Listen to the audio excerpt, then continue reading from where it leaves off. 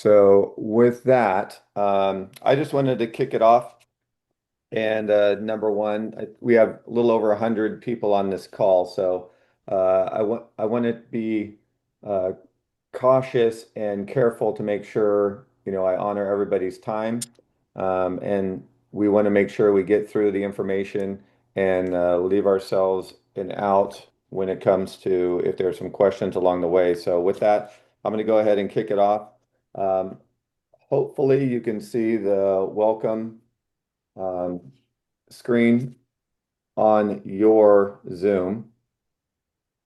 If you cannot, and you need to question something, we're going to ask that you use the chat feature, which in the bottom of your Zoom screen above the picture of yourself or whoever you have the pictures of, there's a little chat feature. And if you click on that, you'll be able to just chat any questions. Mike Reed has graciously volunteered to be the chat champion, we'll say. So as we go through each section, we will kind of pause to see if there's anything that needs to go back and review before we move forward. I will ask that if there is a general question that would apply to 100 of us, then we will probably stop and address that and make sure we get to the right answer. If there is a one-off where it's, very regional or it happened to me once in the last 20 years kind of a question, I'm going to put that in what I call as my parking lot, and we will get back to you individually.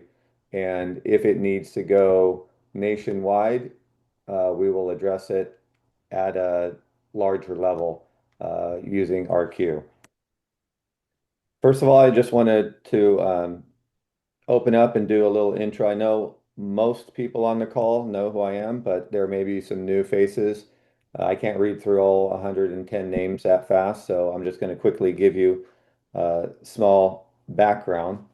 My name is Steve Redding. I'm the NCAA National Coordinator of Officials. I started with water polo in high school, played in college, and had a couple of international trips myself as a player. I refed starting in 83. You guys can do the math. My calculator doesn't have that many commas, but I started in 83 and have been refereeing lots of various levels up to and including national championships as well as some international for a dozen years or so. Um, and then, what I do as the national coordinator of officials, I look at it as I work for you all. My job is to support referees both in growing the sport. I'm here to help develop and educate referees specifically at the collegiate level, but I think it's far more than that. I think our sport is very diverse in how we grow.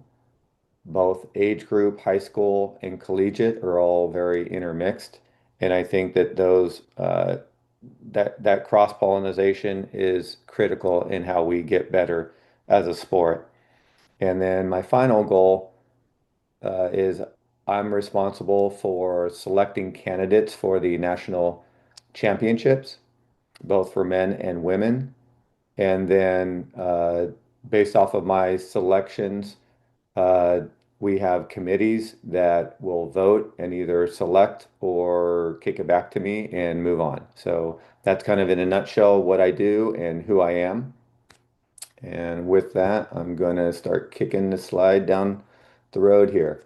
Our agenda for today, I want to let you know this is open, and the whole reason for that is it's open to all referees. It's required for referees that are officiating at the collegiate level, but it's also open to coaches, admins, anyone who is associated with water polo. I believe in we all should talk here and learn together so that we're all listening and it's not um, being messages and interpretations are not being uh, created differently in different sections of the world and nation. So I believe that we should all learn this together. Uh, for requirements, I talked briefly about NCAA varsity water polo. It is required to attend this clinic. You also need to do a rules test, which is now open and available to you through RQ. You also need to check with your supervisor of officials for the conferences that you referee or officiate.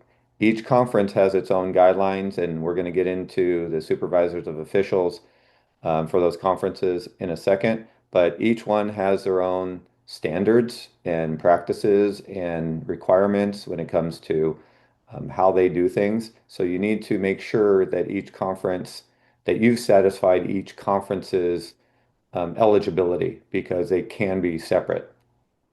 NCAA kind of does a umbrella for all of that, but each conference has its own bylaws and standards that you need to live up to. Our timeline.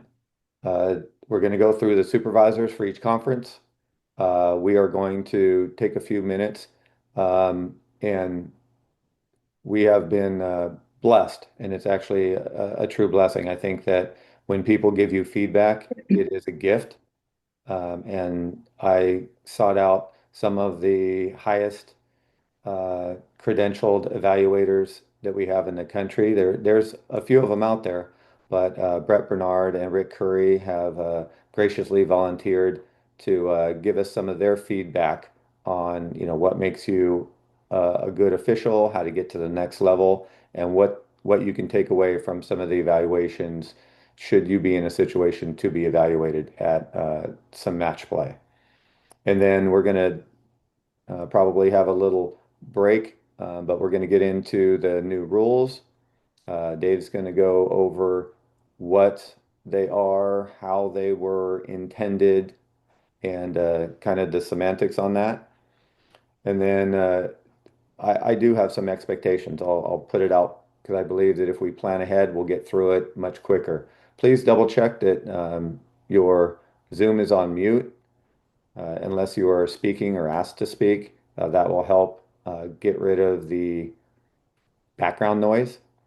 And then if you have questions, again, please use the little chat function. We'll be looking for those and trying to review those as they're needed. And then, like I said, if it's an individual question, don't hesitate to put it out there, but we'll address it at the appropriate time. I do have one planned break if we need more. I don't have a problem adjusting, but I think with the agenda that we have, we can pretty much power through this, get the right results, and get everybody back to their Saturday. And then some takeaways. Uh, I'll kind of recap it at the very end. There's a couple of takeaways and a couple of key points I want everyone to come away with so that we can have a great men's and women's season coming up. All right. With that, any quick questions, Mike, before we get jumping right into the agenda? Awesome. All right. So If just I as had a a quick, question, it's Pete Snyder. yes, Pete. I thought I'd try and get this towards the start of things because seems like it's going to keep festering. Uh, do you know what the future is for the alignment of the conferences? I mean, are they just going to like eyeball it and say these conferences go together, or they stay the same, or what's the future? If you're talking about for water polo conferences specifically, um, from my leadership, I can tell you real quick, there is some definite posturing, and it is unfortunately downsizing at some levels. Some of it is based off of the other sports, obviously, football, basketball, and baseball, some of the, I'll say the money-making sports, whereas some of the non-revenue generating sports are either trailing and following suit just to stay alive, or for those conferences that are trying to kind of maintain stability, that they are looking for some governance, and NC2A just came out with new governance, and it's probably not the right and appropriate time. Uh, could do that in maybe a newsletter or something, but uh, they are proposing some new governance bylaws on how some of the athletic departments are run. And that is shaking out actually currently right now. I just was at an NC2A meeting a couple days ago, and they were talking about the legal ramifications of that. So I hate to punt right now, but they're in a punt formation at NC2A where they're reorganizing and just regrouping. And I think the conferences are going to follow suit on that. And I can open it up quickly to some of the other supervisors if they have a quick comment on that before we kick it off. No, no quick comment, but I do touch on that, Pete, in my little overview of the conferences that I see, at least as how they will affect the WCC and the GCC for the next couple of years. So I got a little bit, but not a ton. But I'll wait and incorporate that into my formal presentation because that's really about all I got. Thanks, Jim. Anyone else? Not on that, but Steve, Okay. I've had a couple people text me saying, I'm here, but it just says Zoom user, whatever. I'm going to make the suggestion that all referees in attendance just type their name in chat so we have a record of it, because it may, the attendance log may not tag their account. So at least that way we can get that. Great suggestion, Mike. And So there they go. And there they go. awesome. Yeah, they want to get credit. It's Hey, good. People, it's Ah, early on. People are still listening. oh yeah. yeah, Hey, yeah. That's awesome. and in my closing comments, I'll give them the 5-digit code that validates the entire training. All right. Let's kick this and keep going. All right. But from the I just wanted to share that in NC2A there are a couple of committees that help drive our sport at the highest level and make recommendations. As I said, one of those is a men's committee, one of those is a women's committee. I wanted to quickly just recognize some of the coaches and administrators that are out there. Wes Earth is the chair for the men's committee. He's at UOP. You have Brian Kelly at Iona. Andrea Lapointe at Harvard, Daniel Lazen at Davis, Greg Lonzo, CMS. You have Dave, myself, that are there, as well as I'm supported by Karen Kirsch, who's our NC2A staff liaison, and she has been new. Sorry about that. She has been new to her position as of last fall, and I'll tell you, she's been nothing but supportive and great to work with. So with that being said, we do have great support at the NC2A level when it comes to proceeding and not being, I'll say, scrutinized or downsized, so to speak. So as of right now, I guess, Pete, to answer your question, from my seat and hat, everything's kind of status quo, at least at our level.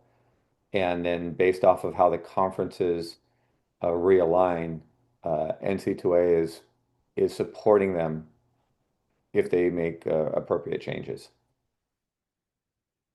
You have for the NC2A Women's Committee, you have Ted Minnis from Harvard, you have Natalie from Fresno, Matt from Connecticut, Erica and Megan are both administrators and really wonderful people to work with.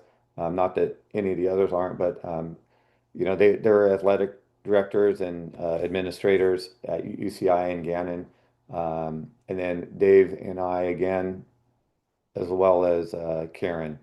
And just so everybody kind of is aware of how the structure is, the voting members are all but Dave and I. Dave and I do not hold a voting right to any decisions that are made when they do policy changes, etc., which is kind of a burr for me, but it's something that I have to deal with and move forward. But yeah, the secretary rules editor and the National uh, Commissioner of Officials does not have any vote in the committees. We advise, we tell them what we think and how it will impact things, but we really don't have a final say in a lot of things that are done through water polo policies and procedures as it's impacted by NC2A. Now we'll move into, I don't think we have any quick questions on any of that, Mike, but I'll switch into the supervisors of the conferences. And I think first up we have is Jim's going to help us with WCC. Yay, thanks. Hi, everybody. I started to scroll through all the pictures. I'll do that when my colleagues are talking. A lot of faces I haven't seen in a very long time. It's great to see you on the call. Um, I am the supervisor of officials for two conferences. On the men's side, the West Coast Conference. On the women's side, the Gold Coast Conference.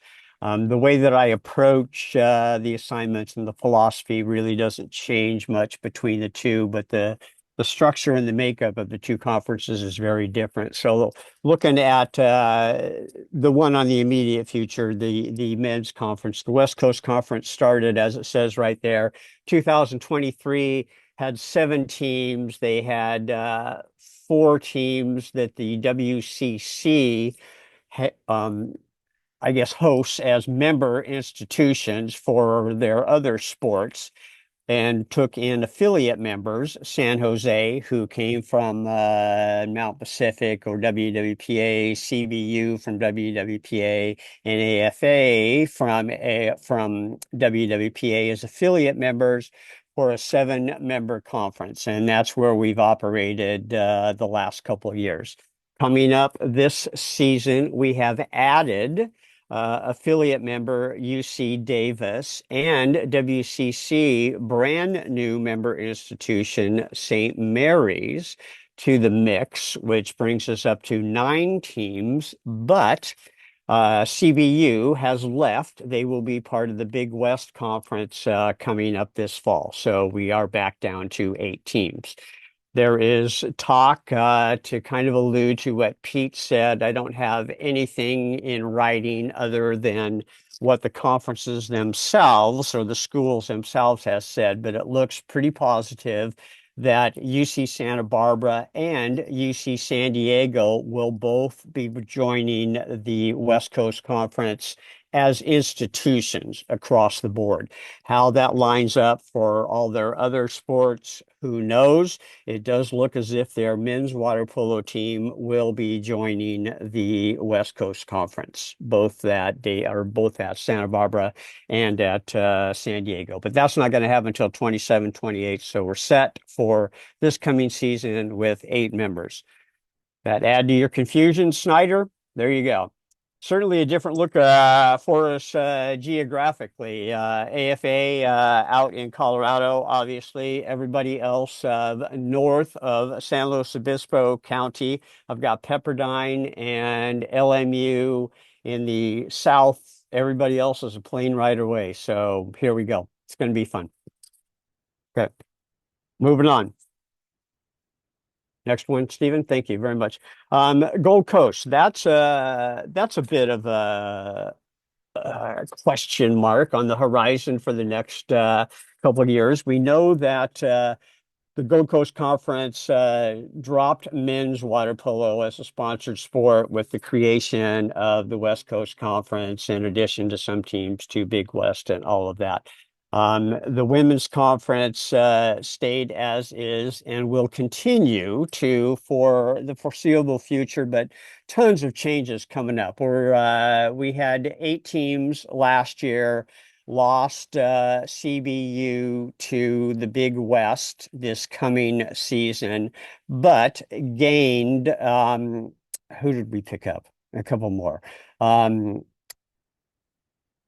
I forget, doesn't matter. Anyway, we're going to have like 9 teams for 1 year, but then, oh, there, I put it right here in writing. So we're picking up San Jose and we're picking up Davis on the women's side as well. CBU is going to transfer to Big West, and then the following year, Fresno, San Diego, and San Jose are all going to take their show to the Big West Conference, which, as you can see, do the math, that's going to leave the Gold Coast with only 5 teams.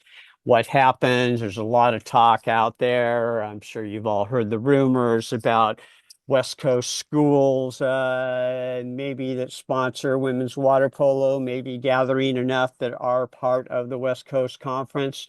None of that is for sure. None of it's even been discussed at other than a behind closed doors sort of a what if possibility right now, but you will certainly be the first to know.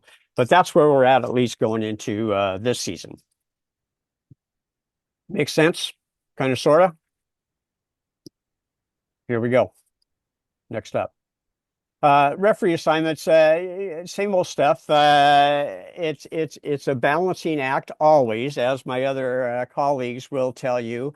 Try to put the best product out there, find the very best referees for our student athletes, and then at the same time try to develop referees for our future.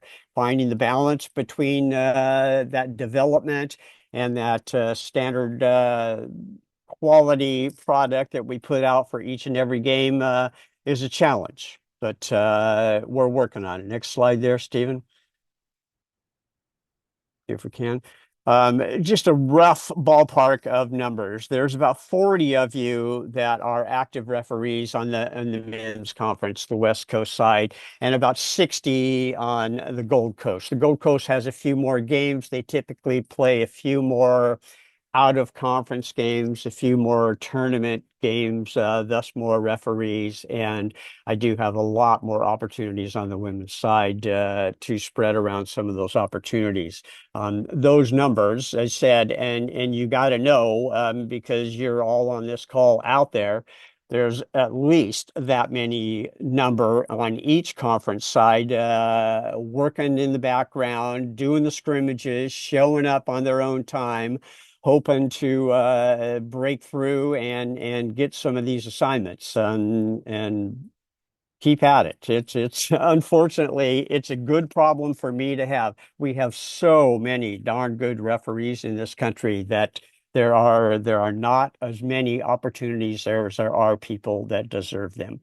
I'll have a whole lot better idea of the women's season coming up here October 1st. The schedules are due, and I'll know a lot more specifics about assignments and contact you then.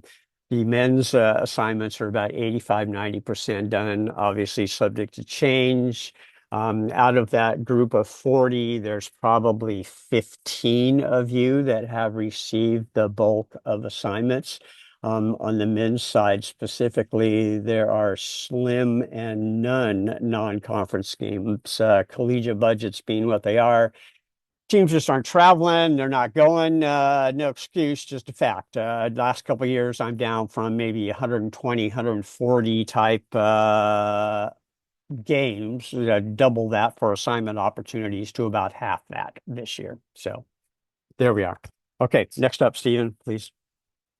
What do you do to get those and I've had this conversation with many of you all the time. You practice. There's absolutely, in my opinion, no substitute for just getting out there and doing it in this crazy avocation of refereeing. So not only practicing, getting better at your craft, but getting out in front of the student athletes and the coaches that maybe don't know who you are and can develop some credibility and a little bit of comfort with you. USA Water Polo, American Water Polo, off-season scrimmages. You live in a neighborhood that's got a collegiate team, hit them up for scrimmage times and practicing. I don't know of too many coaches out there that would turn down the opportunity to help run a practice so they don't have to referee and train athletes at the same time. But to that practice and knowledge, we can all score 100%. Well, not me so much on the rules test, but knowledge and practical application of how we do those are two very different things. And there's no way to excel at the practical application part of it in my mind than just getting out there and doing it. Next, my 5 or 10 minutes is already gone, isn't it? Okay. When you get those opportunities, shows right there, and again, I have this conversation with all of you, be on time. an attitude of gratitude. I'm not even sure what that means, but I saw it somewhere and I thought it sounded pretty cool. To me, it means show up like you're happy to be there and thankful and positively contagious. Another one of those crazy things I saw on some inspirational poster. I don't have the advantage of all the AI things that my colleagues do. And I wanted to thank you, Steve, for letting me go first because this little presentation would look pretty shoddy compared to some of the AI presentations I know you got coming up. But anyway, you show up, you be a fantastic colleague and a teammate to your fellow referees. There's a lot of that factor that goes on in the assignment process. I will be happy to share that with you. How you get along with others is a big part of how it works in this world. Have an attitude that you got it. You show up, believe in yourself, and the rest will happen. I promise. One more, I think. Okay. Show up and ref. One of my favorite lines. I think Frady said it to me about 100 years ago. Best effort every single time. I think there are those of us, and I was certainly guilty of it. We get into a situation where it's not so challenging. We could do this with our eyes closed. You're looking a little like you don't care, and it shows. Athletes, coaches pick up on that. So every time, it's always something to work on. Mechanics, communication, all of that. And last but not least, and some of you I have this conversation with more than I'd like to, it's super okay. In fact, encouraged. You got to be a little bit proactive. You got to be a little bit self-promoting in this avocation because there are so many of you and there are so very few opportunities. But just be careful that very fine line between that self-promotion and annoyance. And that's it. And I think I'm done, Stephen. Appreciate the time, all of you. There's my information. I do this 24/7. I love what I do. I love these conferences. You know where to find me. Thanks for your time. Thanks, Jim, for kicking us off. I appreciate that. All right, next up we have Mr. Reed. You're ready to roll? So I think it's funny when Jim talks about being geographically disadvantaged in his conference. Um, so let's see, in 2023, I stepped in to be the coordinator of officials and the commissioner for the Western Water Polo Association, which, started is all West Coast teams. And then, the outlier was Air Force Academy in Colorado. So now when you look at that, we really have two regions for both the men and the women. On the Western region is and actually somebody's missing on my, it didn't come through. There we go. So in the Western region for the men, we have Biola, Concordia, Fresno Pacific, and UC Merced. In the Eastern region, we have Biola, Concordia. So Concordia is missing on my on my Western region for the women. So we have the Concordia for West also. But then Monterey Bay, we pick up. In the Eastern region, we have Gannon University, which is in Erie, Pennsylvania. We have McKendree University, which is in they play in O'Fallon, Illinois. They're not actually in O'Fallon there, and I'm blanking on the city now. So if somebody's there can help me. And then Salem University, which is in Salem, West Virginia. So you want to talk about geographically challenged. There you go, Lebanon, Illinois. Thank you, Andrew. Geographically challenged. The WWPA is geographically challenged. So again, 7 teams in the West, 7 teams in the men, 8 teams in the women. And at this point, I think we're fairly consistent. I will be honest with you. There are a few. So we are basically the home of Division II water polo. There are a couple other Division II teams out there that are currently playing in NAIA that I've started having conversations with, but I hear from them it is prohibitively expensive to move their team to the NCAA. And unfortunately, their NAIA teams and their other sports are doing quite well. So while they'd like to join us, so we'll see. Hopefully we'll stay pretty stable and avoid all the shifting that's going on, between the Big West and the Gold Coast and West Coast. So next slide, please. So our game fees, they went up a little bit. For non-conference stuff, $140 a game. Conference games, 150. If you go to the conference championship, it's 160. One of the things that just changed last year that I was really pleased about is the mileage reimbursement. And I was trying to convince my admins and my coaches that, especially on the west side, if we increase the mileage reimbursement, that's going to really help us get people that are willing to, say, travel to Merced and Fresno Pacific and Monterey Bay. And I want to applaud all of you officials that have submitted availability, because that has absolutely come true. It's really great to see that people are willing to make those 4 or 5 hour drives. And I will say, in terms of the assignment process, the way the teams tend to build their schedule, or the way we're trying to build the conference schedule, is, so for example, if Biola or Concordia are traveling up to Fresno Pacific, they're going to probably play UC Merced on subsequent days. So typically, if I have somebody that's traveling a long way, I try to make sure they get a game on a Friday and on a Saturday, or Saturday and Sunday. So basically, the mileage will pay for a hotel room, because they don't do that, especially different sites. With the East Coast, they do 2 conference weekends, and so there is flight reimbursements, hotels for that. And then they also try to bring in additional teams to make these weekends more viable. So as Jim was talking about, very few non-conference games because teams don't want to travel. The difference is, especially for my Eastern teams, there's significantly more non-conference games, because they will travel to a site, play the entire conference weekend, but to make that weekend more cost effective for them, they try to get some non-conference teams to travel in. And so on the men's side, this year I have about 68 games total, which is significantly more than I've had in the past. It's actually in part because Salem is hosting a non-conference weekend tournament, as is McKendree. So that's really exciting for me to see that these teams are reaching out. And I think I got some of our Western teams are traveling out to Salem and or to McKendree. So we're getting some good games going on there. I think I only have one more slide, which is my contact information.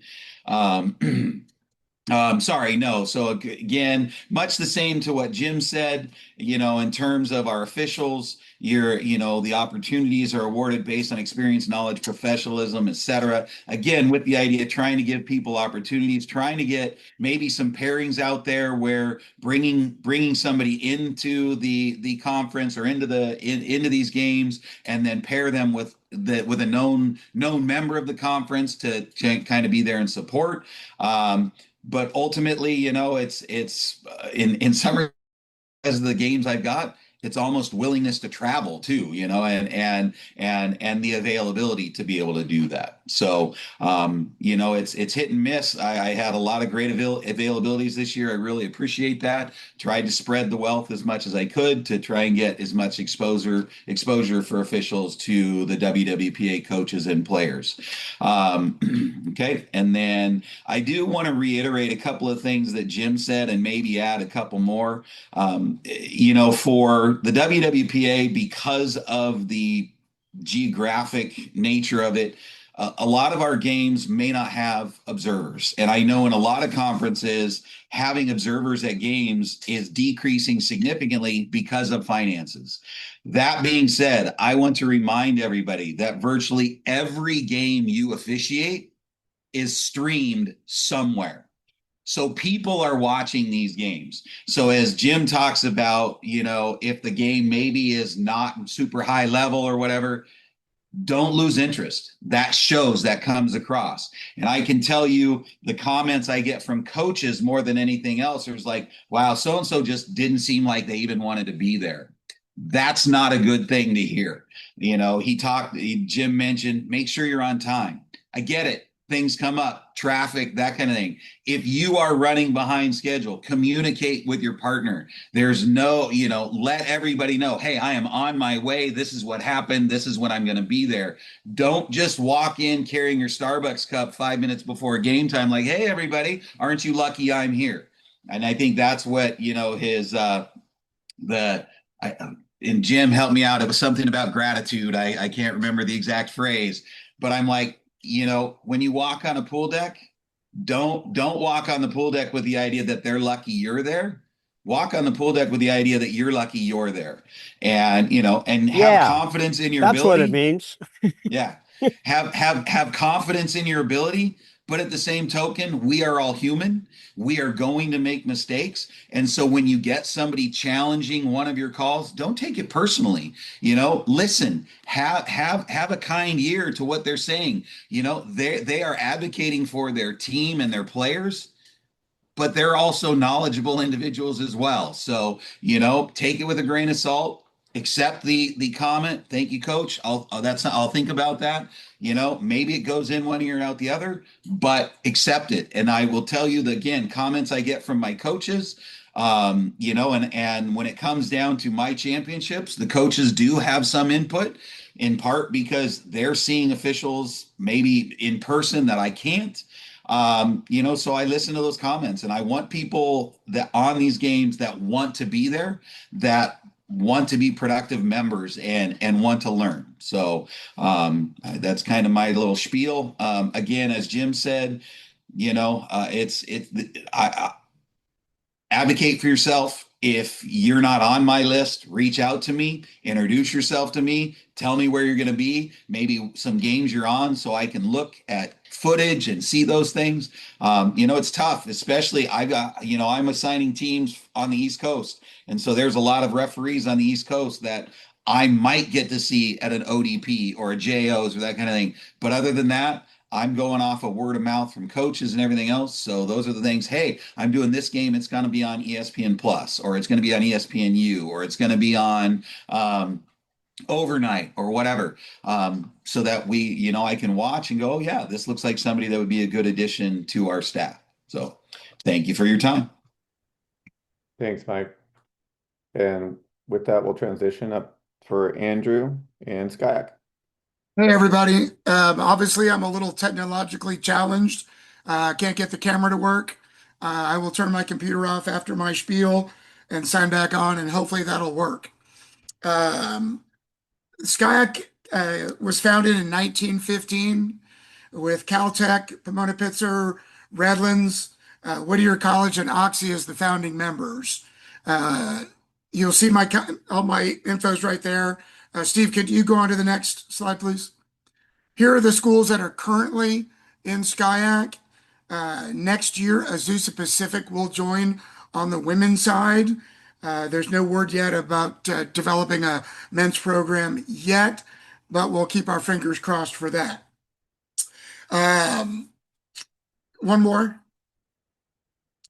Game pay is about 150. When I first started 2 years ago, it was 125. We needed to compete a little bit more with junior college and other college conferences. Because all of the schools are in Southern California, we have no travel pay or no per diem. But what I do try and do is, let's say Calu's hosting 2 games back to back on a Friday morning. I'll try and send the 2 refs out there, make a little gas money to make it worth your while. The other, I don't want to say outlier, that's not fair, but the other school on the farthest east is University of Redlands. They're a long way, they're 120 miles apart. So I do encourage referees to be available to go to each school at least once. It makes it easier for me to assign. If you are willing to travel, that makes me feel good, and I might give you a little bit closer look on future assignments. We do, as Jim said earlier, we all look at best available officials, but we also need to try and look at who we can develop for next year or 2 years down the road. I do listen to coaches' comments. Everyone knows I'm at games every Wednesday and every Saturday throughout the season. I go around to watch a lot of games, but I also watch games on video as well. And if you walk onto a pool deck and it doesn't look like you want to be there, I'm going to hear about it. So let's make sure that, as Jim said, you're grateful to be there and you're showing some gratitude. We've got a couple of big tournaments each session for the men's. We have the IE Challenge hosted by Redlands. We have the Troyer hosted by Pomona Pitzer. Unfortunately, both are a little bit smaller this year, so I didn't have opportunities for everybody. But during the women's season with the Tina finale out at Kowloon and the Convergence at Pomona, I should have more opportunities for more officials. Make sure you contact me with interest if you want to try and get some games in the SkyHack Conference. If you're willing to travel a little bit, I'll keep that in mind and look forward to seeing if I can use you down the road. Um, I think that's about it for me.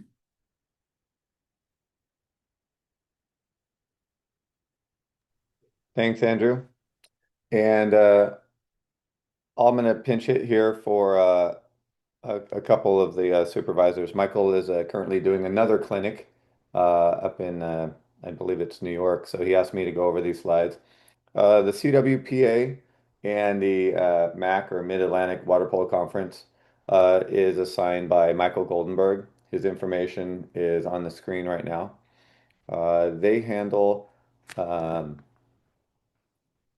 let me get this slide. The Northeast Water Polo Conference, which is made up by the uh, schools you see there, Bucknell, Fordham, GW, Mercyhurst, Mount St. Mary's, Navy, and Wagner. Um, you also have the MAC, or Mid-Atlantic Conference, which is Brown, Harvard, Iona, Long Island, Massachusetts, and Princeton. Those conferences are many times, just like in California, where a lot of the conferences overlap. So a lot of them do have combined weekend tournaments. I can tell you, both from personal experience and just getting to know these conferences a little bit better since I moved out east, that they do host a lot of their conferences um, to be uh, tournament driven, where they'll have a lot of their conferences, um, and they will have, yeah, I saw that they were backwards there. So apologies on the typo on there. So Northeast is actually these schools, and the MAC is actually these schools right here. So we'll get through that. Not a game changer. There's the most important part. And for officials compensation, they do pay 120. They do have a head referee, which is in the East Coast. They have a little bit different setup where for a tournament they'll have a head referee. Um, the head referee is responsible for making a preliminary assignments, and if there's any on-deck duties, such as reporting, game follow-ups, things like that. They also run and are responsible for some of the administrative um, game fee submissions to the CWPA for payment, depending whether the school or CWPA is paying for the tournament or the individual competition. They also offer a 40-day per diem for their tournaments. And then if you're working a postseason, they have a minimum of $200 per day and then a weekend of a $400 minimum. So that's to help with travel. They do have a travel limits that they are pretty good about making sure that the travel can be arranged within those guidelines. But there are some times where some of the travel, whether it's airfare or a rental car, things like that, if you work with the commissioners and Michael, they're usually able to accommodate how the uh, compensation is paid. The biggest suggestion is I'll advocate for that conference is that you do everything ahead of time. It's very unfair to anyone to hit someone with a bill after the fact if you haven't talked to them about it. So, and that goes for any conference. So just make sure if there's some things that are a little, if you haven't done it already and it's the first time especially, make sure you meet with the conference supervisor and kind of go over your budget when you're planning a trip. And then the second piece is making sure that you stay within those guidelines that you've talked about and agreed to. So look for travel, look for all your information, and then get with your conference supervisor if you're planning a trip. And you can probably work things out a little bit better. The technical committee for the East and CWPA is Brett Bernard. Michael is the assigner. You have Eric Farrar and Ed Reed who do evaluations and work the Dartfish. I will say that they do an excellent job of getting to places and using video to get some great angles. And as a developing referee, uh, it's a it's kind of night and day to be able to see um, some of the angles that the video can capture. And another blessing, and I think Mike Reed said it all too well. Someone somewhere is watching you at all times. So they do a really good job of putting out video of a lot of the East Coast games. I think that's his last slide.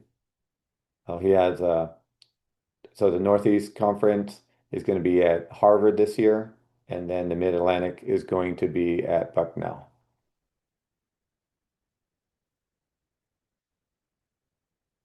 And I think that's it. Um, Mitch Cardy was also traveling and unable to be here today. So just a quick shout out for the Big West. They play a big role in a lot of key games out on the West Coast. And if you need to get a hold of Mitch for any questions, concerns, assignments, his email is on the screen, mcardy@bigwest.org, and he can reach out to you at that time. All right, with that, next up we have Amber is going to be talking about Mount Pacific. Hey everybody, Amber Drury, sophomore season at the helm of MPSF Water Polo for officials. Want to first of all thank everybody for making the time to be here today. Much appreciated. Your professionalism starts now, right? You're getting educated. You're here at ref school. Hopefully you look the part on camera, and that you're taking care of yourselves and that you're not just don't just click the box, right? Don't just tick the box. Make sure we're keeping up with things. And like I said, professionalism starts now. Next slide, please, Steve. Okay, here's our conferences. Men, we have a West and an East. You can see the teams there. I'm not going to read them.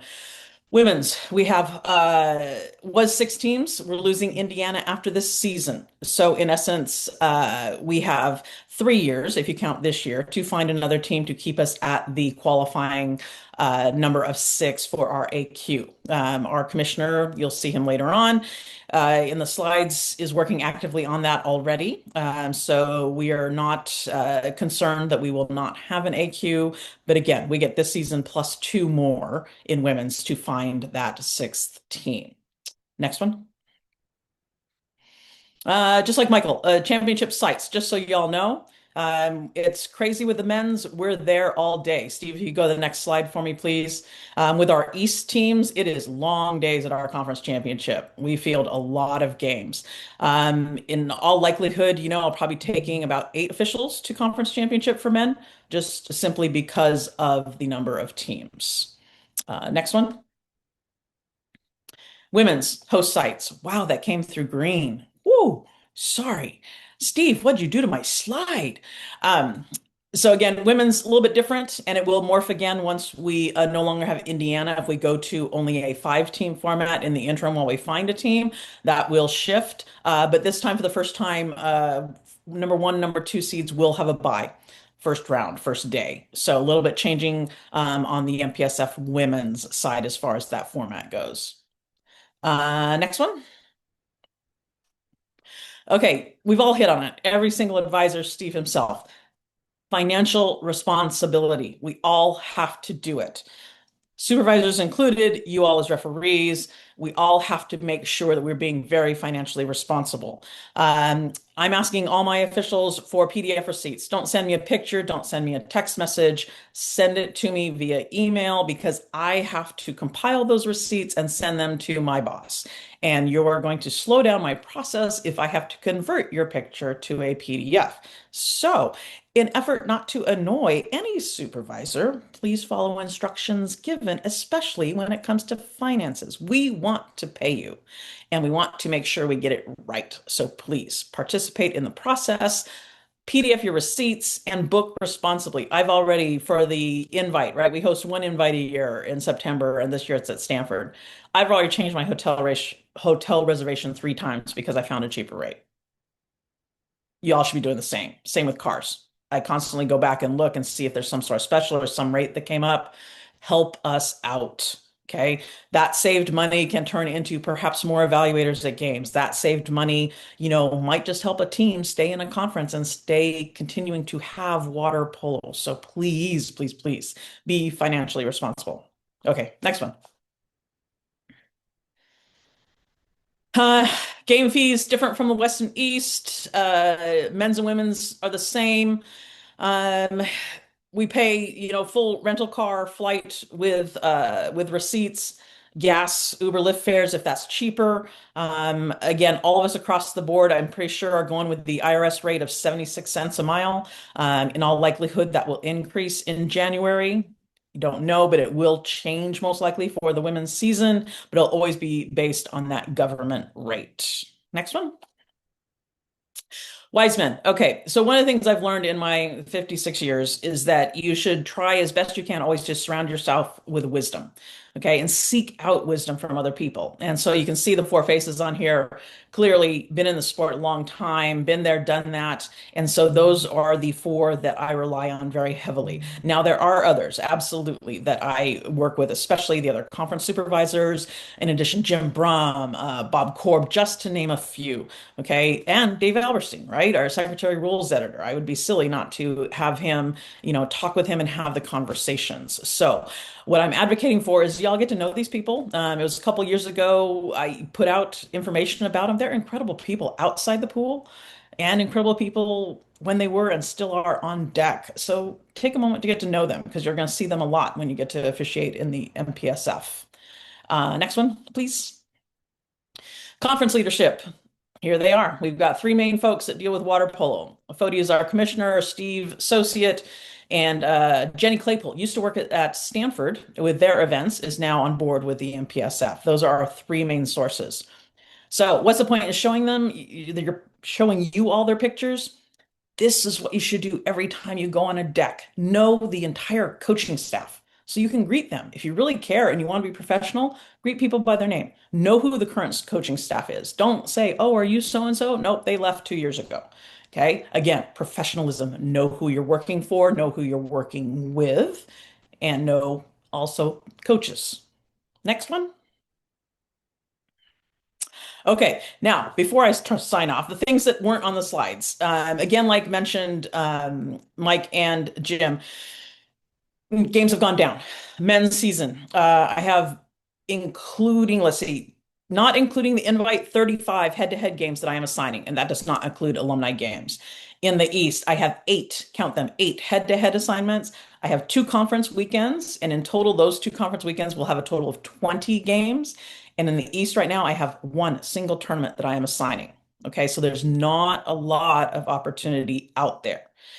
Why am I telling you this? Because again, we need fantastic, fabulous referees at every single conference, at every single level, from 10 and under to junior college, to high school, to major college, to SCIAC, to D2, to NAIA. All of them deserve your very best and the best officials possible. So don't get frustrated.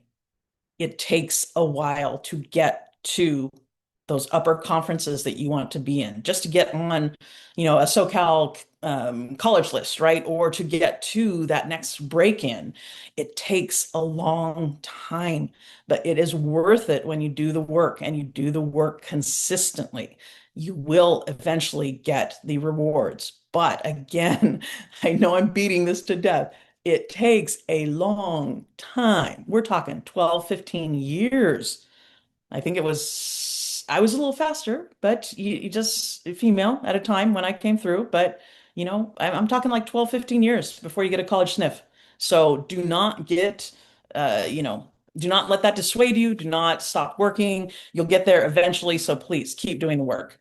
And then the very last, well, no, I lied too. Technology, take advantage of it. We're all talking about film. Yes, there's video, there's film out there. Not technology, but get your own circle of people that you believe in and trust, and they will give you honest opinions. Don't just surround yourself with yes people. That will do you no good. Surround yourself with people that give you honest, open feedback, and as we have said before, be willing to accept it. Last thing that I came across, like Jim, he had that attitude of gratitude for me. Here you go, what I'm going to leave you with. Preparation always beats planning. Planning is based on the expectation of order. Preparation is based on the expectation of chaos. Plan for order, you'll be destroyed by chaos. Plan for chaos, and you'll thrive in any condition. That's it. Have a great fall season. Awesome. Thanks, Amber. So, Steve, before we move on, Amber said a couple of things that I'd like to kind of highlight because I'm sort of in a unique position. You heard from Jim, you heard from Amber, et cetera, about and myself speaking as supervisor of officials. I'm also the commissioner. So I'm the person that's talking to the schools about their budgets, et cetera. So when she's talking about go back, double check your hotel. Can you get it cheaper? Can you get the car cheaper? And, maybe that means we can get more evaluators out there. But I'll be honest with you, when I'm having conversations with my administrators about game fees, they're looking at big picture and they look at travel costs, et cetera, et cetera. So it's like, well, if the travel cost is this much, this is what we can afford for the game. So whatever we can do to reduce those travel costs can come back to us in other ways. So I just want to make everybody aware of that. And when she talks about it takes time, I think it takes longer now because there are fewer opportunities. I know when I was coming up, there were way more college games being played. So there were more opportunities to kind of dip your toes in and get your feet wet. There just aren't as many. So you just got to be patient. And again, advocate for yourself, and you can certainly like, hey, I'm going to be at this quality high school tournament. If they just want to let you know in case you're free and, maybe I can come out and watch that just to see what you bring on a daily basis. But I just wanted to come back and again, in my position as the commissioner, those dollars mean a lot. And especially as, budgets across the US are coming down, they're looking to save every penny. So if we can reduce our overall expenses as officials, they're more likely to play more games. And just dovetailing off that just a little bit, we all are out there, right? JOs, high school, other conferences. We're watching international scrimmages that are coming up, right? I guarantee you, several of us will be showing our face there and the games that are coming up. So we're all watching. We're all water polo junkies like y'all are. So just know that. And there's always opportunities to impress if you take advantage of them. And then also, just so y'all know, I will put the slides for my part for the MPSF up on RQ once this is all done. So you don't have to worry about trying to whatever, take screenshots or anything. It'll be there for you. Great points. Thanks, everybody. And we are going to transition a little bit into our guest panel. We have kind of keyed up Rick Curry and Brett Bernard. Before I turn it over to Rick, I just wanted to kind of do a shout out to, in addition, there are other evaluators that are out there. I'm going to tell you a lot of them are on this call, and I mean that by peer evaluators. One of the best and most helpful tools, as some of the other supervisors have all alluded to, is ourselves, helping each other. Uh, I came up before we had uh, headsets and we weren't able to talk to each other, but maybe 3, 4 times a game. And the advent and introduction of headsets has taken us miles further and got the advancement a lot faster. So technology, who knows what's next, but for now, let's use what we have. Helping each other, I think is one of the biggest tools that we have to being better. And then also whenever we're blessed, whether it's a virtual, I spent a full day a couple days ago on NC2A, NCO call with other sports, and many other sports are going to virtual evaluations where someone's watching them on video, they send a report in, and then you kind of download and get your evaluation through a virtual format. I don't know that we're there yet, but it's something that I'm looking into to see if we can get more evaluations done that way. But you have the ability to evaluate yourself as well. So in addition to turning it over to Rick and Brett, your supervisors are out there. They are watching you. I try to get to as many games as I can, but I know we should also help ourselves by getting out there and looking. And if you are blessed that you get to have a game of yours broadcast somewhere, go back and watch because, like we have always learned, every angle matters. And when you get an opportunity to see another angle of the same game you refed, it sometimes can make a difference in what you take away from that match. So with that, I'm going to turn it over to Rick Curry, and he's going to help guide us into making the most out of our evaluations. Good morning, everyone.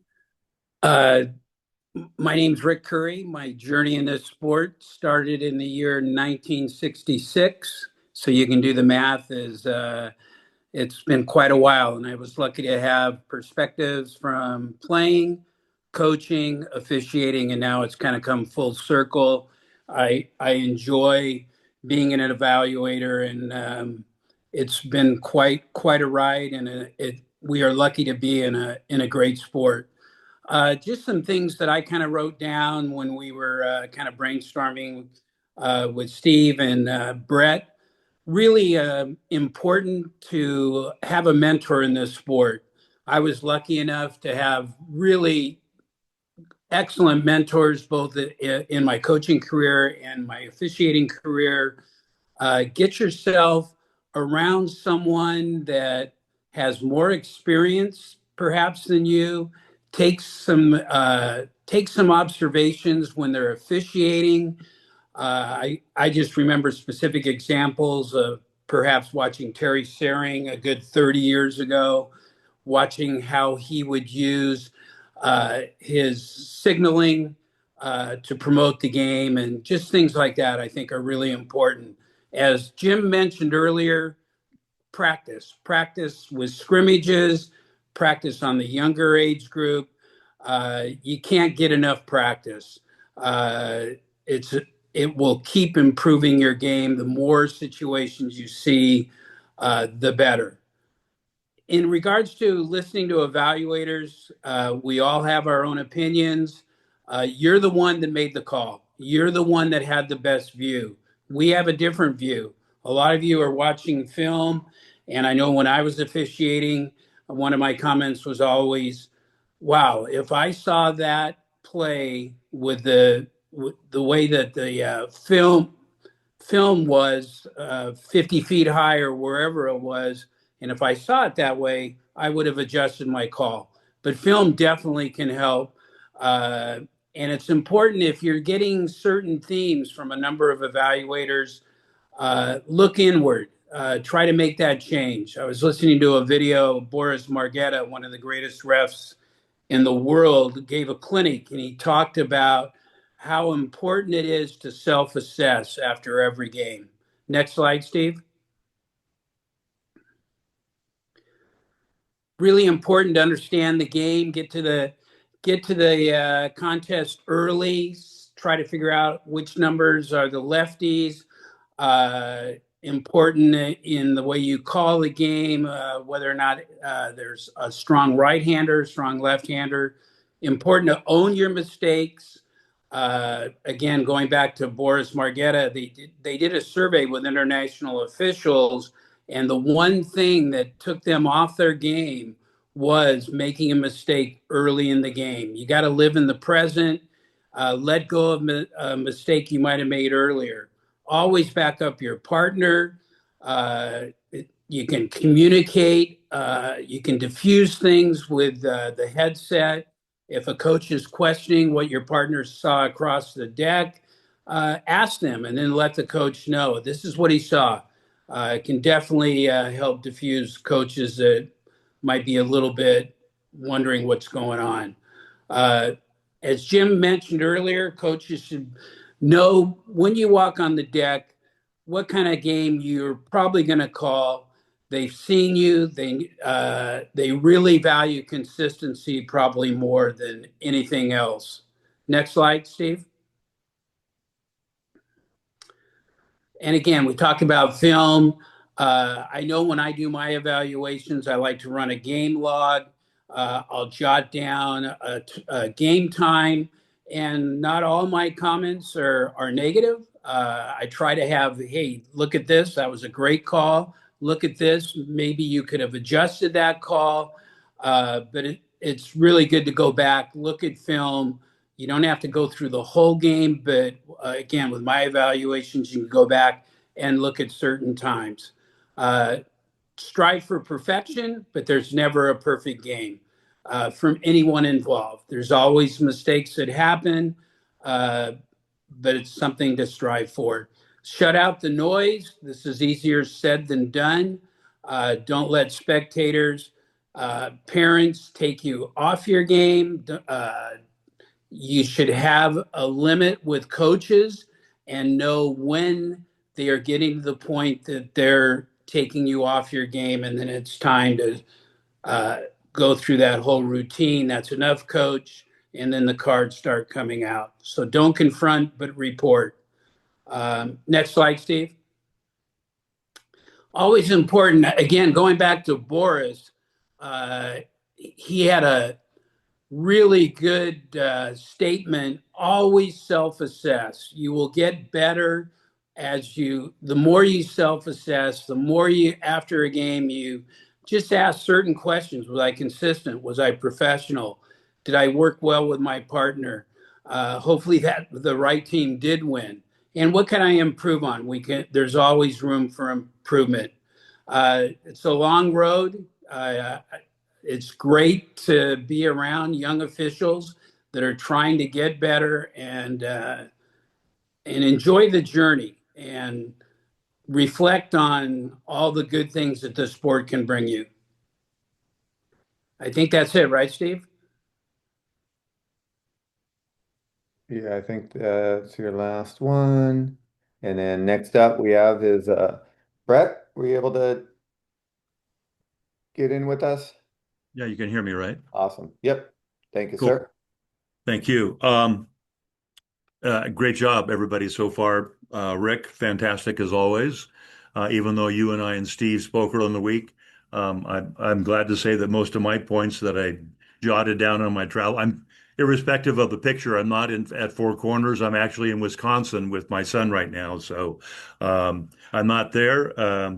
But I was able to jot down a few notes, and I'm glad to say that most of those are a little bit different, Rick, than what you covered. But fantastic, and I hope everybody's listening carefully to what you shared. All important. A little bit about my background. I think most of you know me, but real quickly, as Steve had said, I started as Rick did, 1966 high school swimming and water polo. So was fortunate enough to play with exceptional teams in high school, swimming and water polo. Then played at Irvine, played the national team. Um, then transitioned at some point. Played in club water polo through 80, and then transitioned to refereeing 82-ish, and was fortunate enough to do quite a few games. College level and international. As an aside, during that time, also helped administratively with U.S. water polo as committee chair, treasurer, vice president, president, and then also long-standing on the Olympic Committee, and eventually transitioned from international refereeing to the FINA committee. And when I retired from that, came back, and the NC2A said, "Would you?" Uh, I had came back and officiated a couple more years, and the NC2A suggested we'd like to start a process for referee education and development. And so I was fortunate enough to be the first of a now much more distinguished line, with followed by Bob Korb, and then Amber, and now Steve. So happy to be in that line. So that's a little bit about my background, and I hope some expertise and some experience, knowing and feeling what you all are going through as officials out there. Something that Steve touched upon, the group of evaluators out there. I'm fortunate enough to, I think, be involved with almost every conference, and have been since started as the NC2A coordinator. I'm saying happy to say that, and that certainly have a few fellow officials like Rick, like Amber, out there, who are former referees primarily, not that we all didn't also coach at some point, but quite a few of the conferences also use former coaches. And I'm most pleased to say that I was struck in the beginning how similar, when I would compare my notes with the likes of Ed Reed, or other coaches, to Pete Snyder, how similar Rick West, how similar my thoughts on a game and making comments are with the coaches, former, who had dedicated most of their lives to being coaches at different levels. So I think the positive from that, referees out there, is don't look at your evaluators. Oh, he's a coach. What does he know? Or he's a referee. Maybe his knowledge is not broad enough. I'm most pleased, and continue to be pleased, that we're pretty universal across the board in terms of what we are seeing out there in the evaluation process. I like to use the word evaluation. I know a couple conferences use the word observer. I prefer evaluator, only because I'm not observing. I'm actually giving you an opinion and assessing what you're doing. So I think it is more of an evaluation there. What am I looking for? I'm going to talk about two things primarily, irrespective of what the screen says there. The overall topic that Steve had tasked Rick and I to speak to was learn about the evaluation and advancement process. So I'll start with the evaluation process. What am I looking for? What are other evaluators looking for? We're actually looking for your improvement. We want the best of the game. We love the game. We wouldn't be involved. Certainly none of us are here for the money. So we're in there for the improvement of the sport through your involvement. And so I'm looking for, and the other evaluators are looking for, your improvement and consistency during the year. And what can we do to help you assist in terms of that improvement process? That's really our goal. I was not a teacher like Rick was, but I like to think that the best practices as an evaluator are not just to be critical in terms of what I may think you may have done incorrectly, or why did you do that, but it's also to point out the positives, because we learn from positive reinforcement as much as we learn from questioning or negative reinforcement out there in terms of, hey, here's where you can improve. So I hope that comes across. And I think my comrades out there as evaluators, I think they all try and accentuate the positive as well, in terms of this is what you did correctly. In terms of the negatives, I think it's more, I think appropriately we try and stress, what did you see? Because as Rick touched upon, we're certainly at a different angle, different position, be it at the desk or 50 feet above you in the stands. So we have different angles. So I hope we approach it in terms of, what did you see for this play? And then we give, perhaps we'll give you an opinion in terms of, why did you call that? And such. And that's just looking for, what was your thinking? What was your rationale for that call? Um, um,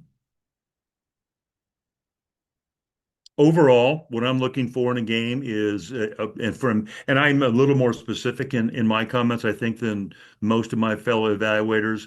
I think known for having more lengthy post-game evaluations that I will go through and talk not only in terms of the general practice in the game, but also some specific calls. And that's primarily for you, for those of you who have only worked with me maybe sporadically. That's really to, again, I want to get a feeling for what did you see, why did you call that in terms of several, specific calls out there.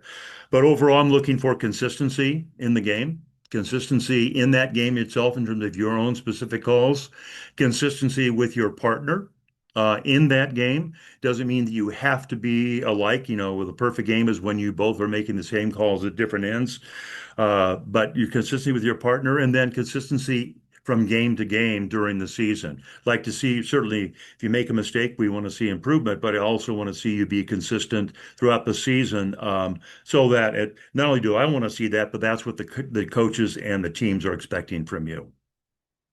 Um, as what I'm looking for as an evaluator, is I like to think of referees. I think they're better suited as conductors of an orchestra than a director of a movie. And I say that because I think your responsibility as a referee is to blend what is happening out there. Blend in terms of, you take the wind section with the percussion section and blend them into the best possible sound that's possible out there. And say conductor versus a director was a movie director says, no, I want you to go from point A to point B, stand there, and here's how I'd like you to have to deliver the line. That's not your responsibility as a referee. It's more to blend what is happening in that game. You may have seen the players of the teams many times in the past, but each game is different. Each game is unique, especially with different partners. So I'm looking for you to see how do you blend in that game to get to the fairest possible outcome. Um, I look at, yes, the rules are important, but I'm looking for referees in terms of the advantage rule, I think is the most critical, but fairness. Look out there in terms of, yeah, the rules are the rules, but is it a fair individual decision? Did the fair outcome happen in the game? And as I touched upon to begin with, I probably more specific. I was my mentor, and who challenged me to become a referee, and then my mentor was Bill Frady, and many of you know Bill. Quite a few of you probably don't know Bill, but he was probably our best international referee. Um, Certainly an exceptional international referee for us, and also a college referee when I was playing, and then started as he was an associate and challenged me to be a referee. So he taught me, taught me how to evaluate. And he looks at the game a little more specifically. I keep track during the game. I don't keep track of the score. I don't keep track of timeouts. I do keep track, though, of again questions I have by the time in the game. But I also keep track of your exclusions, the offensive calls you have, and a couple of things like that. And why that? Because those are the critical calls during the game. And I want to see some consistency in terms of what you're doing from end to end and between the two of you. Refereeing to me is a collaborative process, and that was I mean collaborative, and it's not just working with your fellow official. That's obviously the most important collaboration out there, but it's also how do you work with the desk? How do you work with the teams and the coaches out there? Um, what So I think it's you being able to blend all those factors together is, I think, the most critical for me in terms of were you successful in that game as a referee? Um, I'm also looking for you trying to get better and trying to coordinate, not only during that game, but during the season. I think what we're trying to do as evaluators now is not only obviously we have an assessment for you during that game, but we're starting to look at what the other evaluators have had and said about you during the game. And so we go into that game in terms of, hey, this is something that Steve had written down, or Rick had written down. I'm going to be looking in the next game. Have you worked upon that? So overall, that's kind of what I'm looking for in the evaluation process. Um, a couple side comments. Headphones, uh, as Rick said, uh, we began not with the assist of headphones. I would caution you that they are a tool. they are not a dependency. And a couple times in this last women's season, and then currently during JOs, there's been game time games when for some reason the headphones are not working, um, and the referees did not know what to do. Um, Why I think that's important is I and I'm famous for not putting headphones on because frankly I get tired of hearing referees talk about, oh, what the air conditioning, between after a goal, what was the air conditioning like in the hotel versus that. Referees, I will caution you, be careful what you say on the headphone because if you're standing at the front court end, coaches will also hear what you're saying to your partner, or players will hear what you're saying. So it better be game specific. Um, uh, I'm not the sharpest tool in the drawer, but it's a challenging game to referee. So I would ask you to focus on the game and not onto extracurricular things as you're refereeing. Um, and then, as Jim Cunningham earlier said, evaluation opportunities unfortunately are shrinking. And that's because of the downsizing of the sport, the money availability for the schools and for the conferences. So I'm sorry that we're not able to do more evaluations for you. Hopefully, there's an opportunity out there to be evaluated and to be seen. Advancement. Um, Steve had asked, "Hey, can you look at how can referees look to advance in the sport?" Um, First of all, I think to be an effective referee and to be the best you can, a book by Michael Shara, more famous for Killer Angels, but he wrote a book was made into a movie. It's called For Love of the Game. If you don't love the game and you're out there for to make money, then I would say you're probably in the wrong sport. You should be doing that as a referee. Yes, you want to be compensated, you want to make it worth your while, but you need to be out there for the love of water polo and to see what's best for the sport. Um, to advance, it takes dedication. And by that, I mean time, sacrifice, and availability. Um, it's going to affect your work. It's going to affect your family situation. Um, it is a sacrifice out there to be able to make yourself as available as possible to be successful. It is a long process to get to the best of the best of the best. Um, so take that into account in terms of what your goals are. Uh, be willing to do that. Um, Advancement, I think what we're looking for is your ability to work with your partners. Also, your ability then to work with teams and coaches, and the system. By the system, I mean your ability, as Steve had pointed out early on, each conference is different. How can you work from each conference to conference on the national level and the international level, and in terms of blend your abilities with those you are working with and working for. Um, I think most importantly is and going back to the love of the game, is your dedication to the craft of being an official. Um, and that includes, as Jim pointed out, even after I had refereed, 12 or 13 consecutive NCAA championships in a row, every preseason I would ask uh, my alma mater, Newland, if I could go do some scrimmages before the season because I wanted to be tip top from the first game, not work my way into the season. So take advantage of the opportunities to stay on top of the game, especially preseason. But it's your dedication to the craft, which includes not only going there for your games, but taking time to go watch other games, especially if you don't come from a water polo rich, i.e., a player in the past or a coach in the past that you've gotten into evaluation, so you don't into refereeing, so you don't have maybe the game specific knowledge, or maybe it was not at an elite level. Go watch other games, go watch elite games, and watch it from two different perspectives. One is to watch the game itself. Why are the teams doing that? Why are the players doing that? But then also a other side of your brain is looking at why are the officials making that call? Gee, why did he make that call? Analyze it from that perspective. So I think that's a dedication that you're going out there to improve. Even if you're an elite referee, you can always improve on something. Um, I think Jim had also mentioned early on the opportunity to, gee, how can I get better in this game? I certainly did that. I would go out there even after many years of officiating, go, what can I look at during this game? I know early on comment from Bill Frady, who at that point was our tip-top referee. He said, hey, one thing I need to work on this season is when the ball was blocked, I'm watching the rebound, where it goes out of the pool versus watching the fast break. So I think it's something you can always pick on in terms of what can I do better in that game.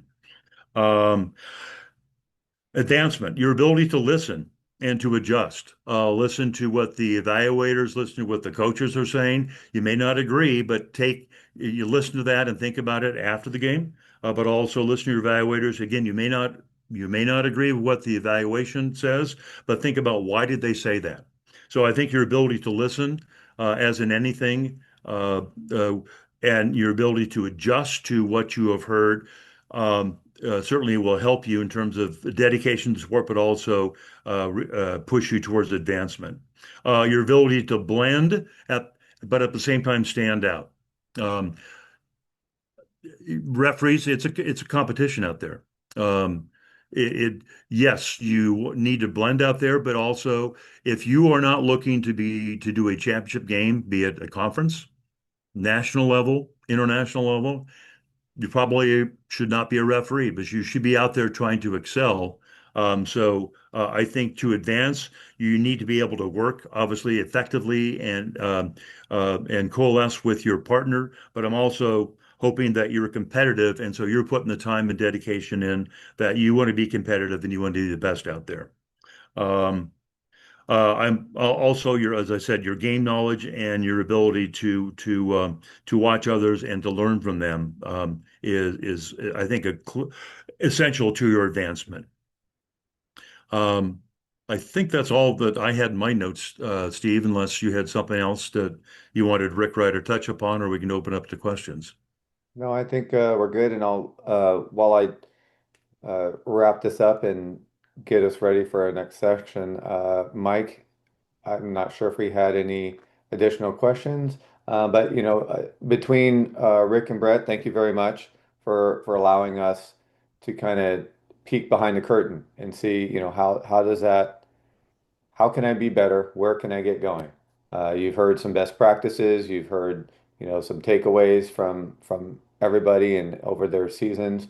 I will tell you, we as a collective group, both as supervisors and evaluators, all come together at least once a month, and then the supervisors, we get together weekly and we talk about, the perimeter play, the center forward play, how the coaches are doing, and the player behavior, and then are there any um, key takeaways that we can all share so that nationally we can get a little bit better.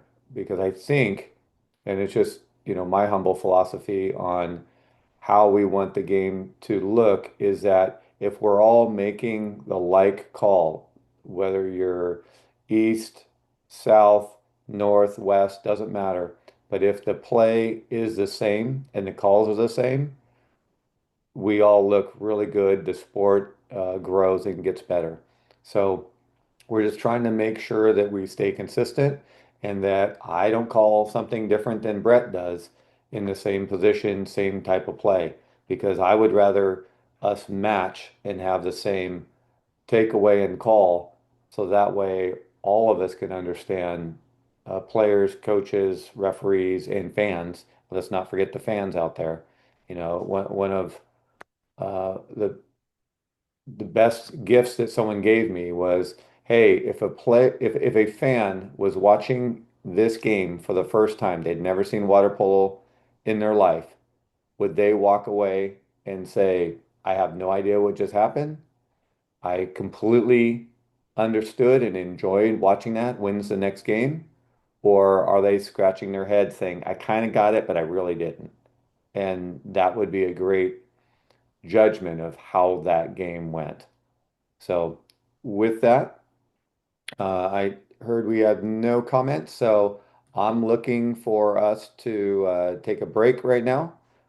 We've been at it for 92 minutes, so I'm thinking that we will come back if we can go probably 13, 14 minutes. Let's go at let's go 15. Yeah, we'll go 15 minutes from now and we'll get back to it. So I'm going to put everybody on break, give you time to use the facilities, grab a snack, refresh water, whatever. We're going to take a 15-minute break and then we're going to transition into the rule changes and Dave Albertine. Thanks all. See you in a few.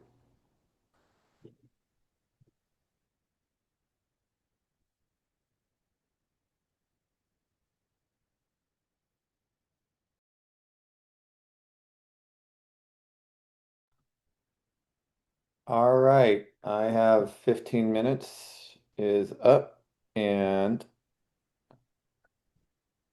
let's go ahead and get kicking back into this. All right, so next up, Dave is going to be taking us over the review on the water polo rules changes that are coming this fall to a theater near you. And with that, Dave, I'll kick it over to you. Yeah, can you take that off the screen for just a second so that I'm on?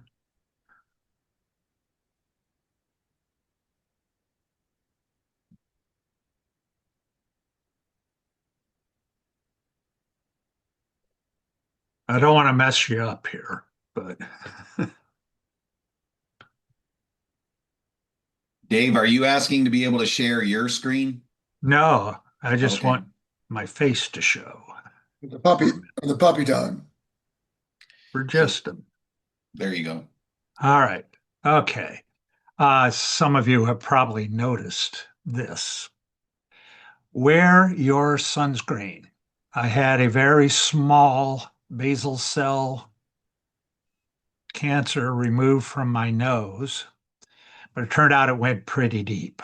And so this was done on Tuesday. I'm all stitched up and bruised and just wanted you to know I didn't get into a bar fight and you really do need to wear your sunscreen. It's a really good cover story, Dave. Yeah, It is. you need a Yeah, way better yeah, I hear story, you. Albertine. I Come hear on, you. man. All right. Now I'm going Good to stories. Okay. Yeah, Brett and some of the others have talked about how long they've been involved in the game. I started in 63 as a player and in 67 as a referee. And this is the result of too many games out in the sun without protection. Let's put the view graphs up.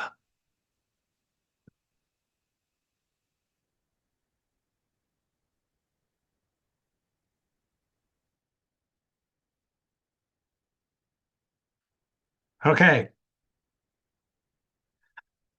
For those who haven't met me, I'm Dave Albertine, and I've been the NCAA Water Polo Rules Secretary and Editor since 2021. I serve on the men's and women's championship committees, as was previously noted, and I am also a member of the Rules Subcommittee, or now it's referred to as the Rules Working Group. I don't get a vote in any of it. I just get to contribute as I can.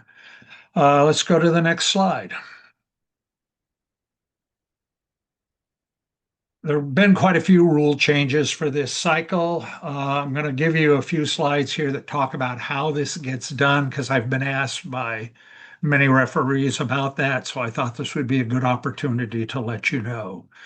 The rule changes are approved by both the men's and women's rules working group and by the full committees. NCAA also has a committee called the Playing Rules Oversight Panel, which looks at playing rules in all sports and does have the power to not approve a change in a given sport if they think that it has disproportionate financial impact on some schools versus others, or if they think the rule change is not consistent with the spirit of NCAA rules in general. All the changes are effective this fall with the start of the men's season. And the rule numbers that you'll see in these slides are those from the new rule book. Next slide. This is the rules working group. Two of the coaches were drawn from the men's committee, Dan Layson and Greg Lonzo. Natalie Benson and Ted Menace came from the men's committee, and then there is an administrator from each of those committees, Erica Monteabaro from Irvine, and Wes Yorth from UOP. The only one whose term is expiring here at the end of August is Dan Layson, and we don't know yet who's going to be his replacement and who the new chair will be. Steve Redding also participates in the working group meetings in an advisory committee. And in most years, we've had an active referee also participate. That was Scott Volts the last time, and Ross Spirito Santo, I think the time before that. This year, we basically messed up and forgot to include a working referee. Next one. This is the process. Calls for proposals and rationales supporting the proposals go out to coaches, administrators, supervisors of officials, and referees just after the men's championship. By the end of the month, those proposals are all consolidated and assembled into a survey that the NCAA sends out to everyone who proposed or who was eligible to propose. And those results get compiled in early February. We had two meetings in mid-February, the 17th and the 23rd, to go over the survey results and vote on the proposed changes. Next slide. Those changes get compiled into yet another survey, and it goes out to just the coaches and administrators in March. And the results get compiled by the NCAA toward the end of the month. And those survey results are then reviewed for either approval or action by the men's and women's championship committees, which was done in early April. And then the prop group looks at it in mid-April. Those changes that are approved finally get incorporated by me in as text in the new rule book. I kind of bet on their approval and started a lot sooner than when prop finishes its review. This year, the new book got out online on May 12th, and the printed version was available June the 24th, which was about 2 months faster than the last time we went through this 2 years ago. The point of all of this is that the total process is complex. There's lots of steps. It takes over 6 months to get all of this done. And with that, we'll go into the changes. Next slide. Use of video. The water polo committees are dipping their toe into video review. It will affect very few of you. Only those of you who referee at national championships will be affected by it. Only in postseason play, which is only the national championships. It does not include the conference championships. Video review can be used, but it has a very, very limited scope. It's only to review goal, no goal situations, and only whether the ball fully crossed the goal line, not whether the ball got out of the shooter's hand before the buzzer sounded for the shot clock or the end of the period. Only third particle professional video sources can be used to review the situations. We had to develop a protocol for how we're going to do that. I drafted that, and it was approved by the men's and women's committees over the summer. If we go to the next slide. Postseason, as I said, is just the championships. Conference championships are not included. What's a professional video source? It's got to be broadcast video or streaming video or a dedicated fixed video monitoring system. An example of that I'm aware of is Spideo, and there's some others out there. Team videographers or non-participants like mom and dad up in the stands with their cell phones, those are not acceptable video review sources. Protocol's been completed, it's been approved. The NCAA has issued requests for proposals for video review systems. They're still processing those proposals. And I asked at our meetings, the meeting that Steve referenced earlier this week, whether the requests for proposals had water polo specific information in them. I was told that they do not. So we'll see what that means for us as these proposals get reviewed and as a proposal gets accepted. Next slide.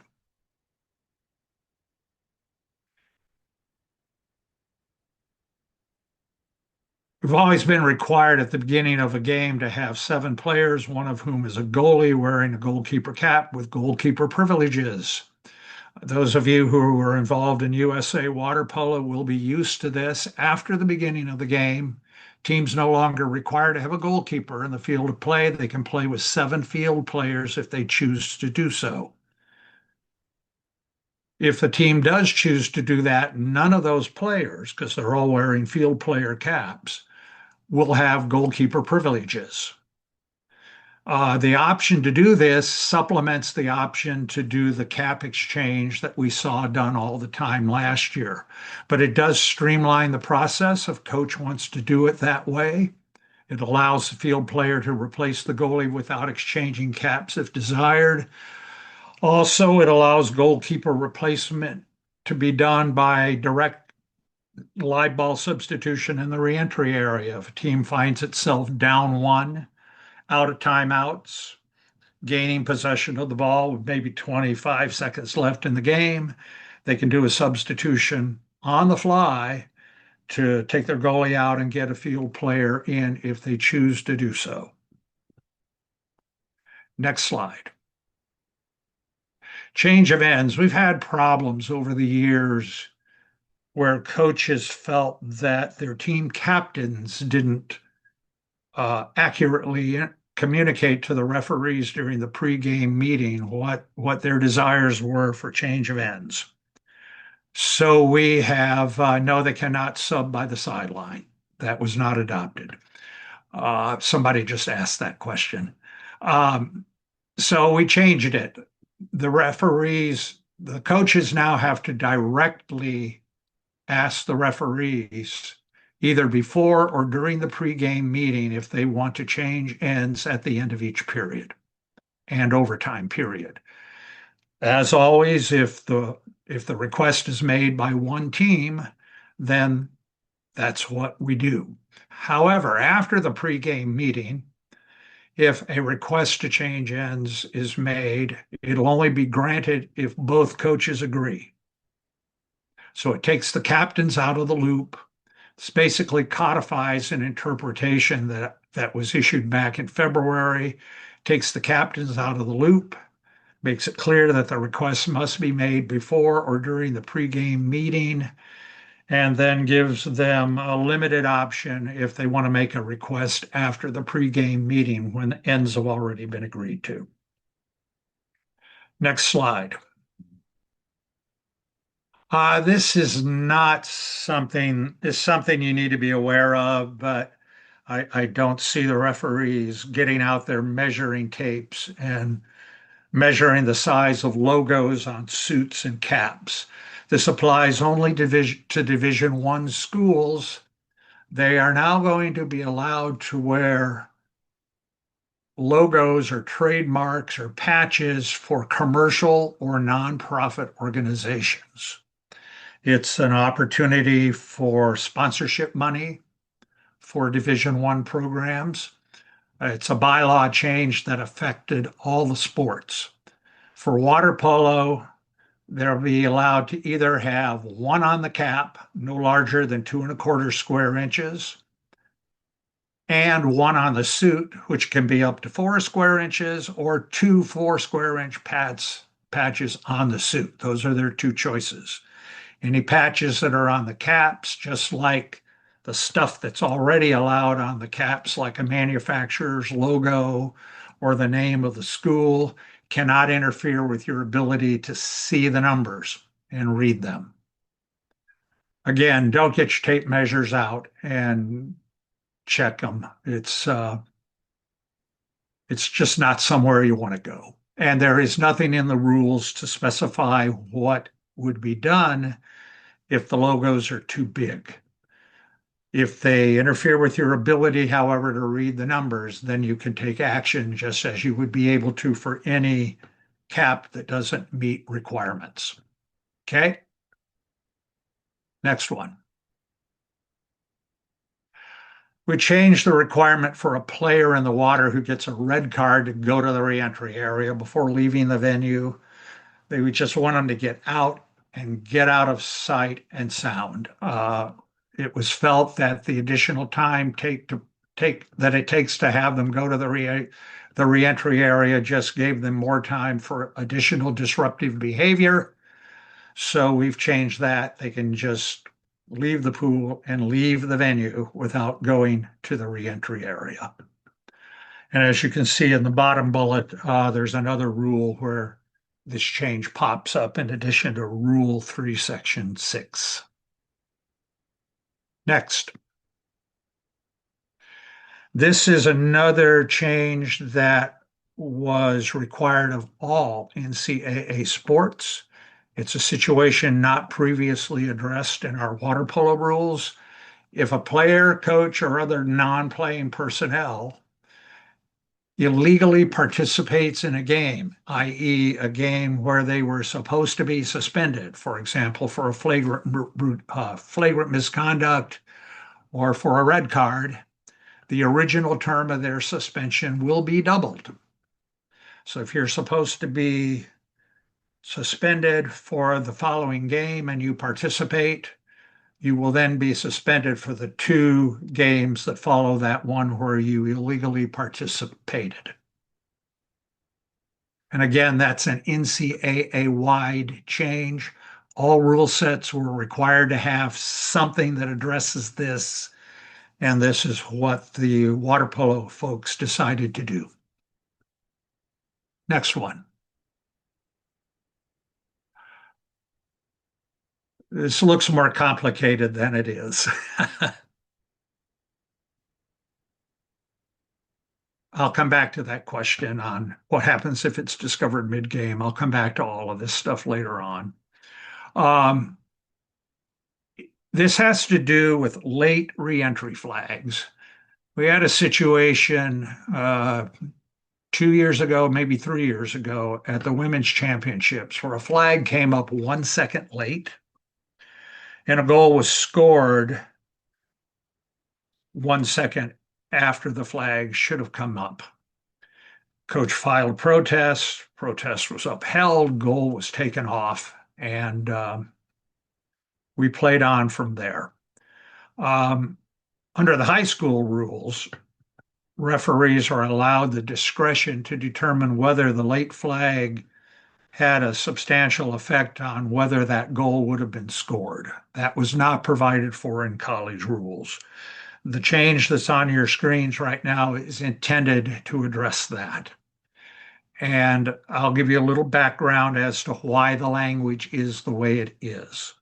Basically, what this says now is that if the signal is given with undue delay by the exclusion secretary, then we'll still reset the clock to the reentry time, reset the shot clock to the appropriate time. The goal won't be counted. Play will resume from the reentry time with the excluded player in the reentry area.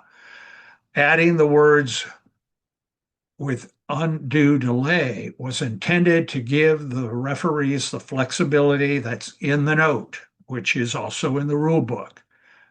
which says that the delay must be undue, which means large enough that it affected whether the goal would have been scored.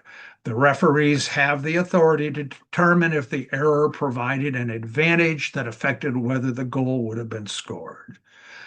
As an example, flag comes up 1 second late. The reentry is over on the 4 or 5 side, and the shot is taken 1 second after the flag should have come up from over on the 1-2 side.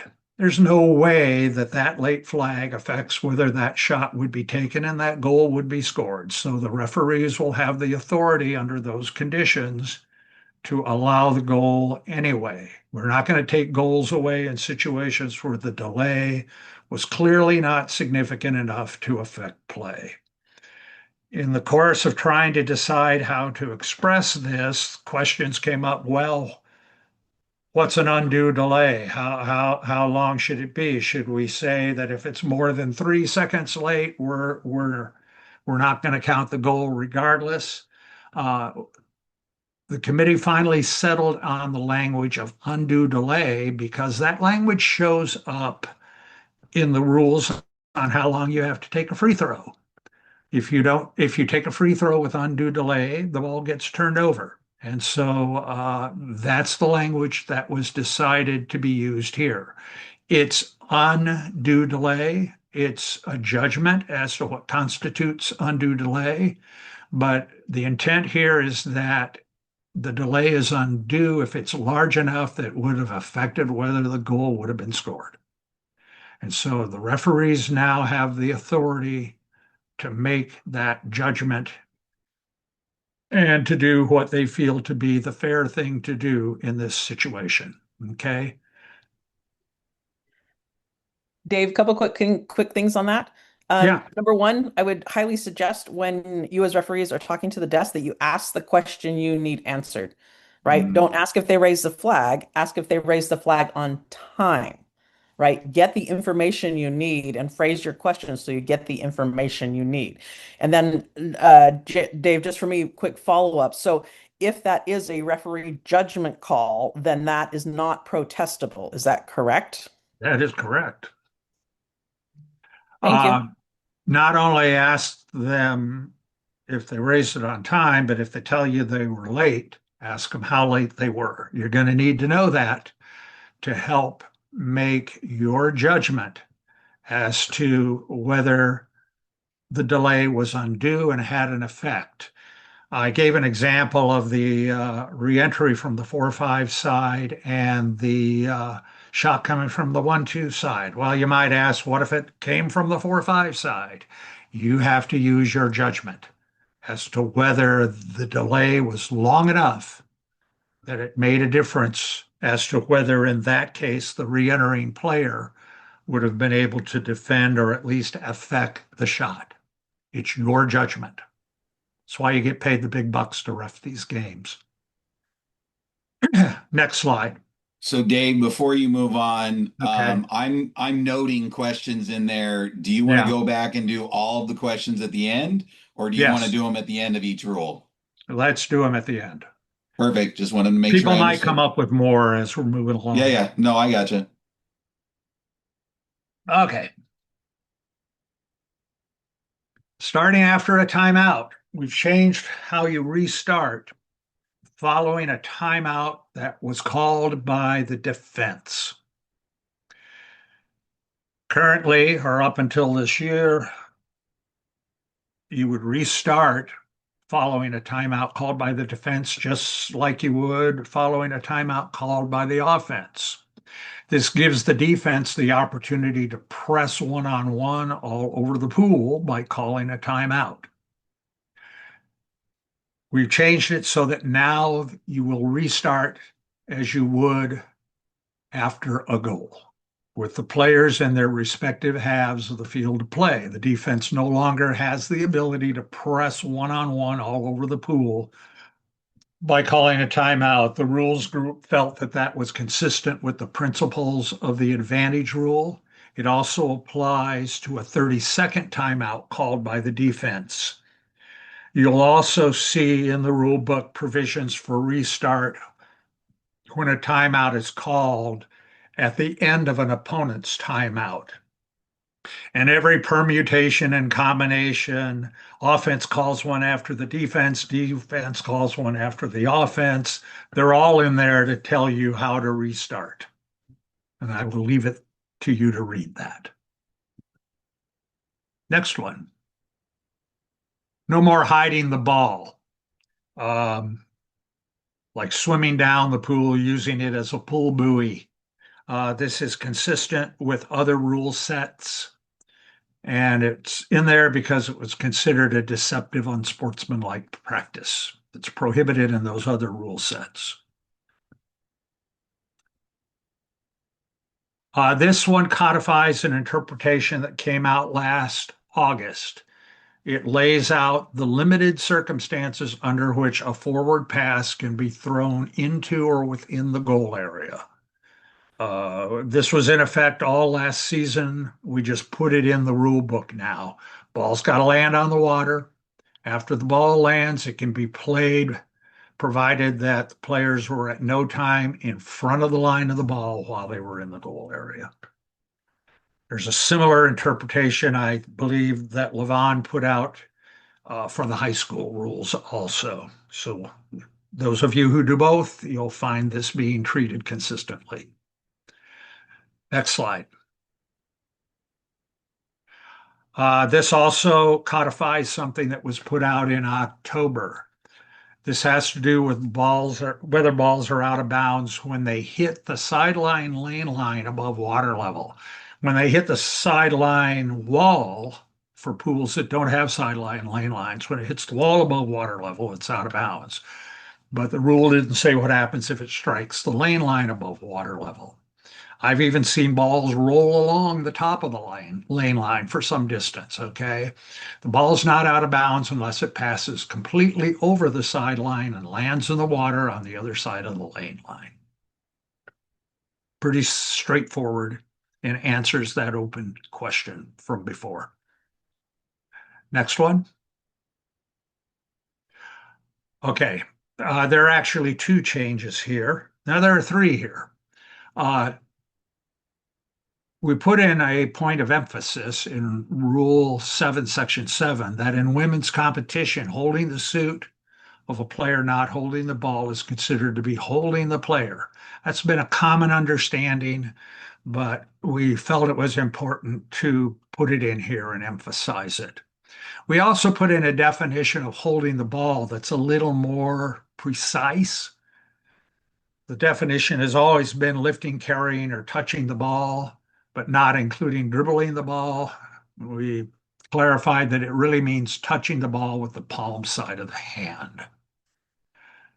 The change in Section 8, adding the words "who is not holding the ball," is an editorial change only. It makes the language consistent with Section 7. And we don't expect any change in how two-handed fouls are going to be called. This is strictly an editorial clarification. I made a presentation of these rules changes during the off day at Junior Olympics to their coaches association. And for some reason, this particular one stirred up a lot of interest. Let's put it that way. So I want to make it clear to you as I made it to them, and I promised them I would make it clear to you that this is an editorial change only. We are not expecting any change in how you call two-handed fouls. Next slide. Okay, simulation. Search for the perfect solution to the simulation problem continues. The working group felt that the way we were handling simulation over the last 2 years wasn't adequate. There was still too much simulation. That simulation is a problem in the game. It's a bad look for the game. And so a new proposal was made and adopted. Okay. I'm not going to read this to you. I'm going to paraphrase it to you. If the offense simulates, the first time they do it, no warnings, no yellow cards. The first time they do it, you stop play. You'll pull the ball out of the water. You award the ball to the opposing team. You notify the table that they shall mark down against the player that did it a minor act of misconduct. It's a sim-mam, S-mam. However, the player is not going to get excluded. The minor act of misconduct will go on their record. It'll count toward their limit of 2 mams and or 3 personal fouls. So they get a mam, they don't get excluded. You then return the ball to the water and you allow the defense to restart play as they would after a timeout. That's if the offense simulates. If the defense simulates, you shall, and again, apply the advantage rule. Don't stop play and take away advantage for this. Stop play, pull the ball out of the water, have the shot clock reset. Again, tell the table to award a simulation mam to the player who did it. That player does not get excluded.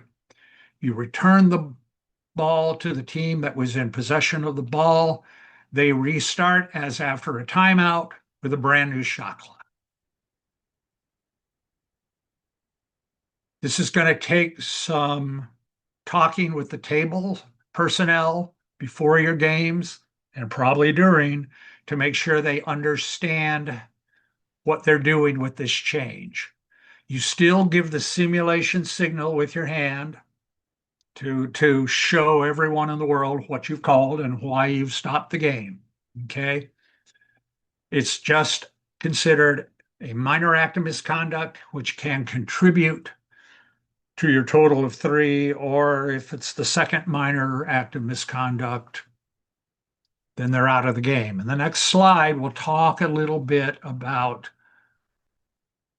the administration of this more than I have already. Let's go to the next slide. First of all, this was intended to eliminate the warning and make the very first offense punishable, hopefully to make the penalty sufficient to discourage simulation. We'll only know whether this works if you guys call it. If you don't call it, it ain't gonna work. We're trying also to maintain a balance between the penalties for simulation on the offense as compared to the defense. The simulation mam will count toward the limit of either 2 mams or 3 personal fouls per game. It just doesn't send the player to the corner. It does not result in a 20-second exclusion. If the player picks up their second mam by simulating, or their third personal foul by simulating, they're excluded from the remainder of the game because they fouled out, basically, but an immediate substitute goes into the water. And again, as I said before, implementation is something that you're going to have to discuss with the table staff. You return the ball to the water just as you would if you had pulled the ball out before a timeout was called. The teams will line up as they would for a restart after a timeout, and you'll put the ball in and restart play when everything's matched up even Stevens, sorry. I know you've got a lot of questions about this. I'm sure we'll come back to it after the presentation. I've tried to throw answers into some of the questions that I've seen popping up on the screen as I've been talking here. Dave, I just want to clarify, because you did talk about signalization, saying you're still signaling simulation. Yep. Do you want us to follow with a mam sign also, or should we simply do simulation? Executive decision. Let's do both. Okay. And it's just that then everybody needs to be very clear. Yes, we're doing simulation, mam. And you're getting the nobody's mam out leaving of the it. water unless it's a third foul. Right. Or second mam. Yeah, and Okay, thank if you. that's the case, it's immediate substitution in the water, in the field of play. And no, the second ma'am is not misconduct. It's just a game exclusion. That's right. Those of you who do high school, don't get confused by this because they've changed a second ma'am to misconduct. But for college water polo, a second ma'am is just a game exclusion. It is not misconduct. It's not reportable. Okay. Let's move on, and I'm sure we'll come back to it. This one also codifies an interpretation that came out actually 2 years ago. And it's just now getting put into the book because they only get changed every 2 years. This has to do with ma'ams during interval time. If a player commits a ma'am during interval time, timeout, after a goal, between periods, between the calling and taking of a penalty shot, ball's been pulled out for an administrative reason, the player's excluded from the game for 20 seconds with immediate substitution, and the teams start even up. What was always a little vague was excluded for 20 seconds, but what's that really mean in terms of when they can come back in? This was intended to clarify that. It's 20 seconds of playing time. The excluded player cannot re-enter the game until 20 seconds of playing time have elapsed. And it doesn't matter whether goals were scored, possession changed, or a timeout was called, or a period ended, for that matter. They're out until 20 seconds have gone off of the game clock. Okay. So this clarifies when they can return following a ma'am during interval time. Okay. If a player, never mind, I won't go any further than that. Next slide. This is a documentation of a situation that happened in a men's semifinal game at the championships at Stanford a couple of years ago. There was a situation, most of you probably remember it, where there were simultaneous misconducts and flagrant misconducts called during play. And you'll probably recall, those of you who watched that game either on TV or in person, there was a bit of a delay after the call was made because we were trying to figure out exactly what to do with each player and how to administer the punishment. The bottom line was that there were conflicting rules and you could have gone one of two different ways. This rule documents what was decided that day and makes that solution permanent. If you get into that situation, both players are going to be thrown out of the game as provided in the misconduct rule 711 and the flagrant misconduct rule 713. Okay. The team that was the victim of the flagrant misconduct still gets a dead ball penalty shot to be taken. Okay.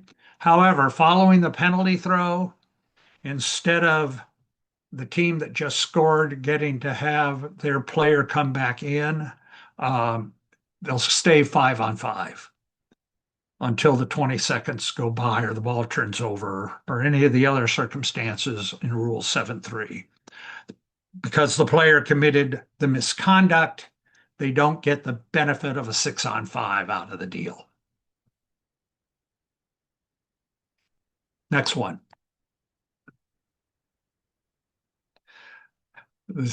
I hope Alex is on today.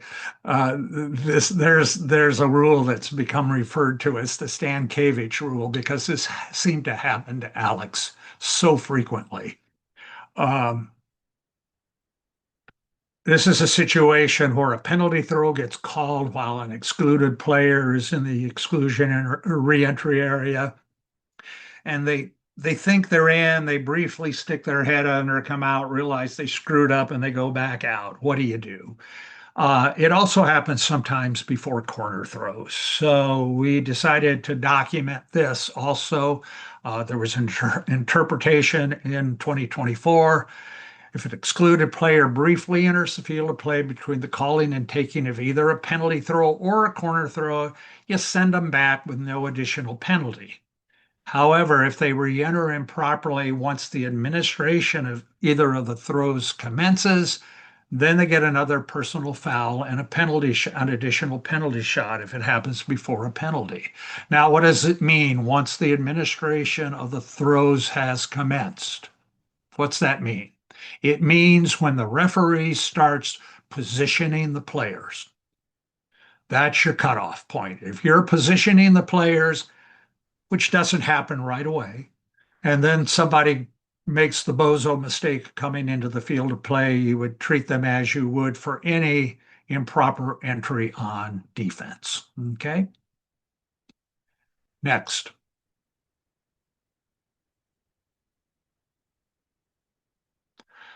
Okay.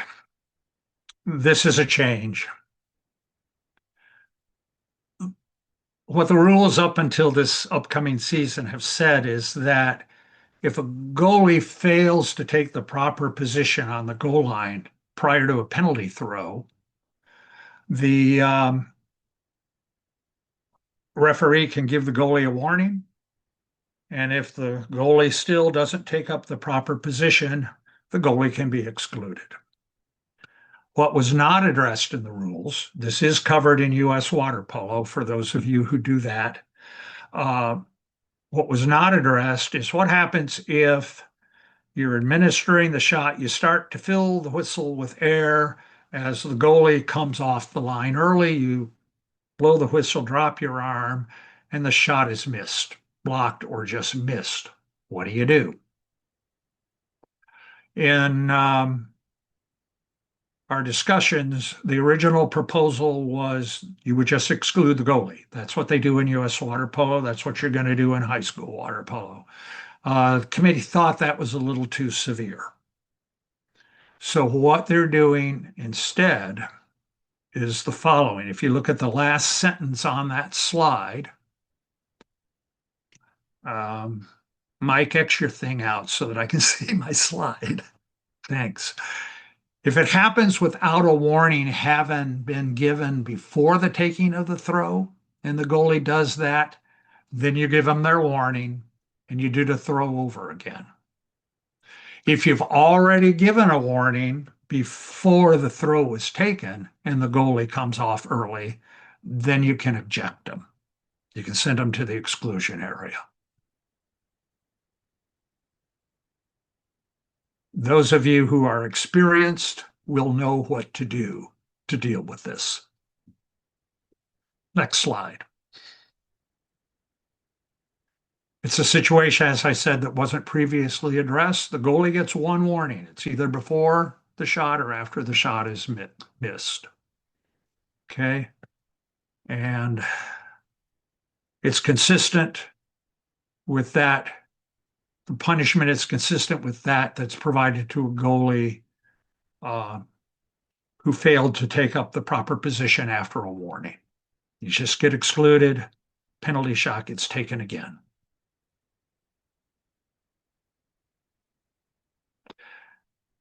This was another codification of an interpretation that was issued in November of 2024. There was a situation that occurred in a game that was obviously unintentional interference. It's not something that happens very often. I recognize that players are expected to keep their head up and be aware of what's going on, but it can happen, and it did happen in this one particular game. So the question arose, what do you do?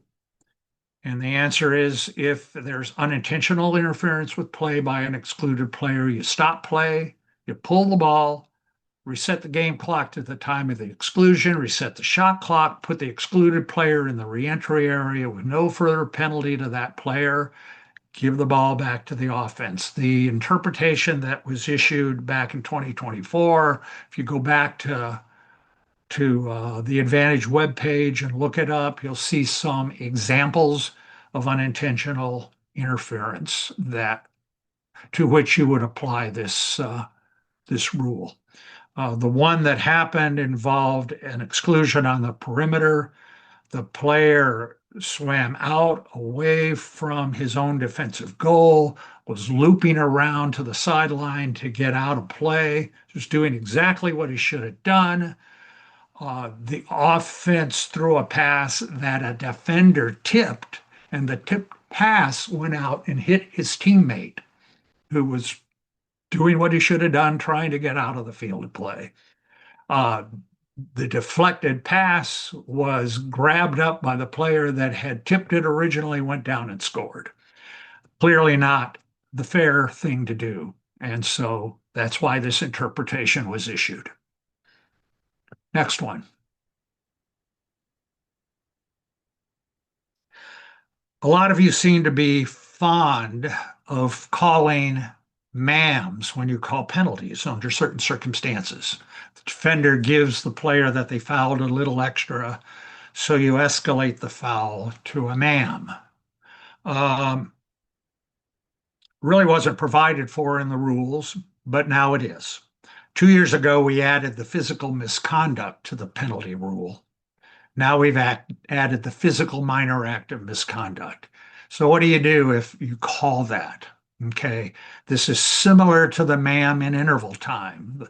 The player has to go to the bench for 20 seconds and shall be excluded from the game for 20 seconds, as discussed in Rule 712.3, which we already went through, with an immediate substitution in the field of play.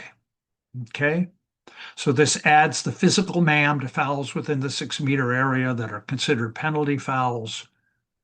They're replaced in the water right away. They can't come back in until 20 seconds have gone off of the game clock. Next one. This was proposed by one of our referees. We've had a situation over the years where players in the exclusion area, the reentry area, sorry, let me start over. A player is excluded. During the 6-on-5, the ball turns over. The excluded player has not yet reached the entry area. There's a substitute waiting there to replace that player. If the player had left the field of play and was swimming behind the goal and had not gotten to the reentry area yet, and the substitute went in early, that player was just excluded. The ball was given back to the other team, but that player was the 7th player on their team in the field of play, so that's what the procedure was. However, if the player who was excluded was still in the field of play when it happened, then that player who entered early would be the 8th player. They're out for the rest of the game, and the penalty gets called. So basically the situation was such that whether that player was excluded for the remainder of the game was solely a function of where the player he was replacing or she was replacing was located. And there's been a lot of talk over the years about whether that really is fair. And so this addition says that if this happens where an excluded player is being substituted for and they're doing it on offense after the ball has turned over, whether the player who's being replaced was in the field of play or not in the field of play, the player's not going to get excluded from the remainder of the game. The penalty's still called and all of that, but they don't get excluded from the remainder of the game. It basically extends the Rule 715 exception on the penalty foul to the exclusion from the remainder of the game. Okay?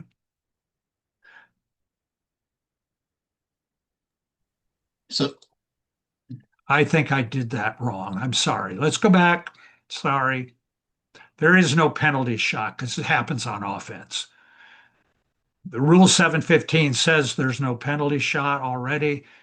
Now that exception also applies to removing the player from the remainder of the game. I'm sorry, guys, I messed that up. There's no penalty. Anything I said about penalty shots in this situation was wrong. I'm sorry. Let's go on. Sometimes penalty are awarded in the last minute. Sometimes coaches will throw a body in the water to try to get a penalty awarded in the last minute when they're down one. And the team has the option to decline the penalty shot and restart. But the restart was always done as after a timeout, which would give the defense the opportunity to press all over the pool. So just as we did with the restart following a timeout called by the defense, the restart that we execute after a team declines a penalty throw in the last minute of the game is also going to be done as after a goal with the players in their respective halves of the field play. The defense no longer will gain the ability to press one-on-one all over the pool just because they committed a penalty foul in the last minute. And this change is also consistent with the principles of the advantage rule.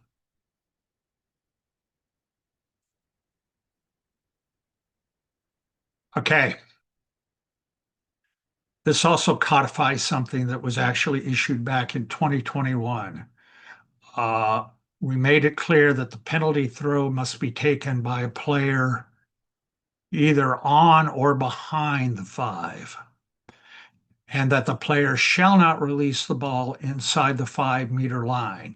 Questions arose among the coaches right away. Well, what do you mean? Because if the player's on the 5, by the time they release the ball, their hand is inside the 5. Okay, so there's an interpretation, clarification that just hit the streets yesterday that makes it clear that you're not supposed to try to be precise in determining where the hand was when the ball was released.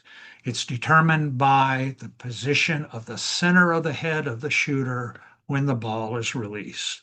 They can't release the ball with their head inside the 5-meter line.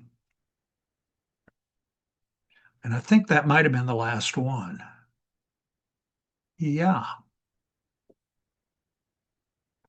So, Mike, you probably got a stack of questions. No, there weren't a tremendous number. I think probably as these come up, then more will come up. Maybe people knew that we were gonna wait until the end, so that's kind of where we're at. So going back to the change of ends, one of the questions was now based on this, should the referees be proactive in asking the coaches?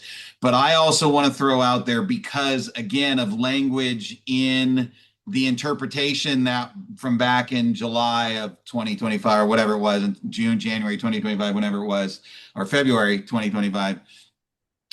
So should we be proactive?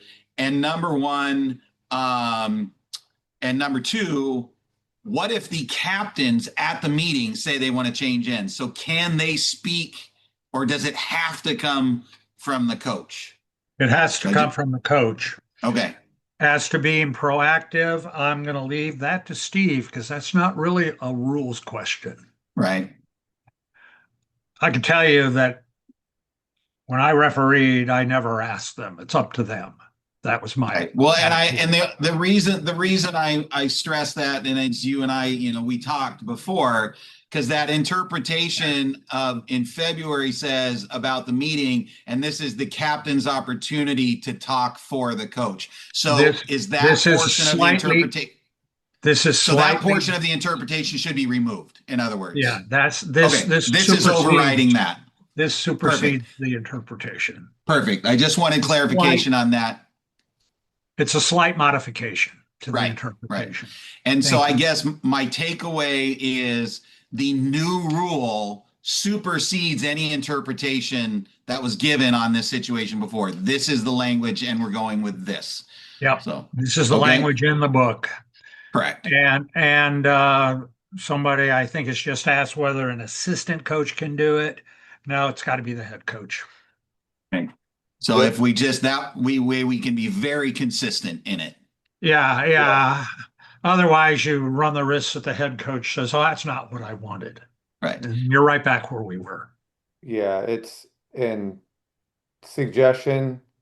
Hey, Mike, good to see you today. Hey, Dave, good to see you. When you are polite and professional, you're there in time. How's everything going? Great, blah blah blah. Is it senior day, anything like that? And part of that conversation is we're good switching at half.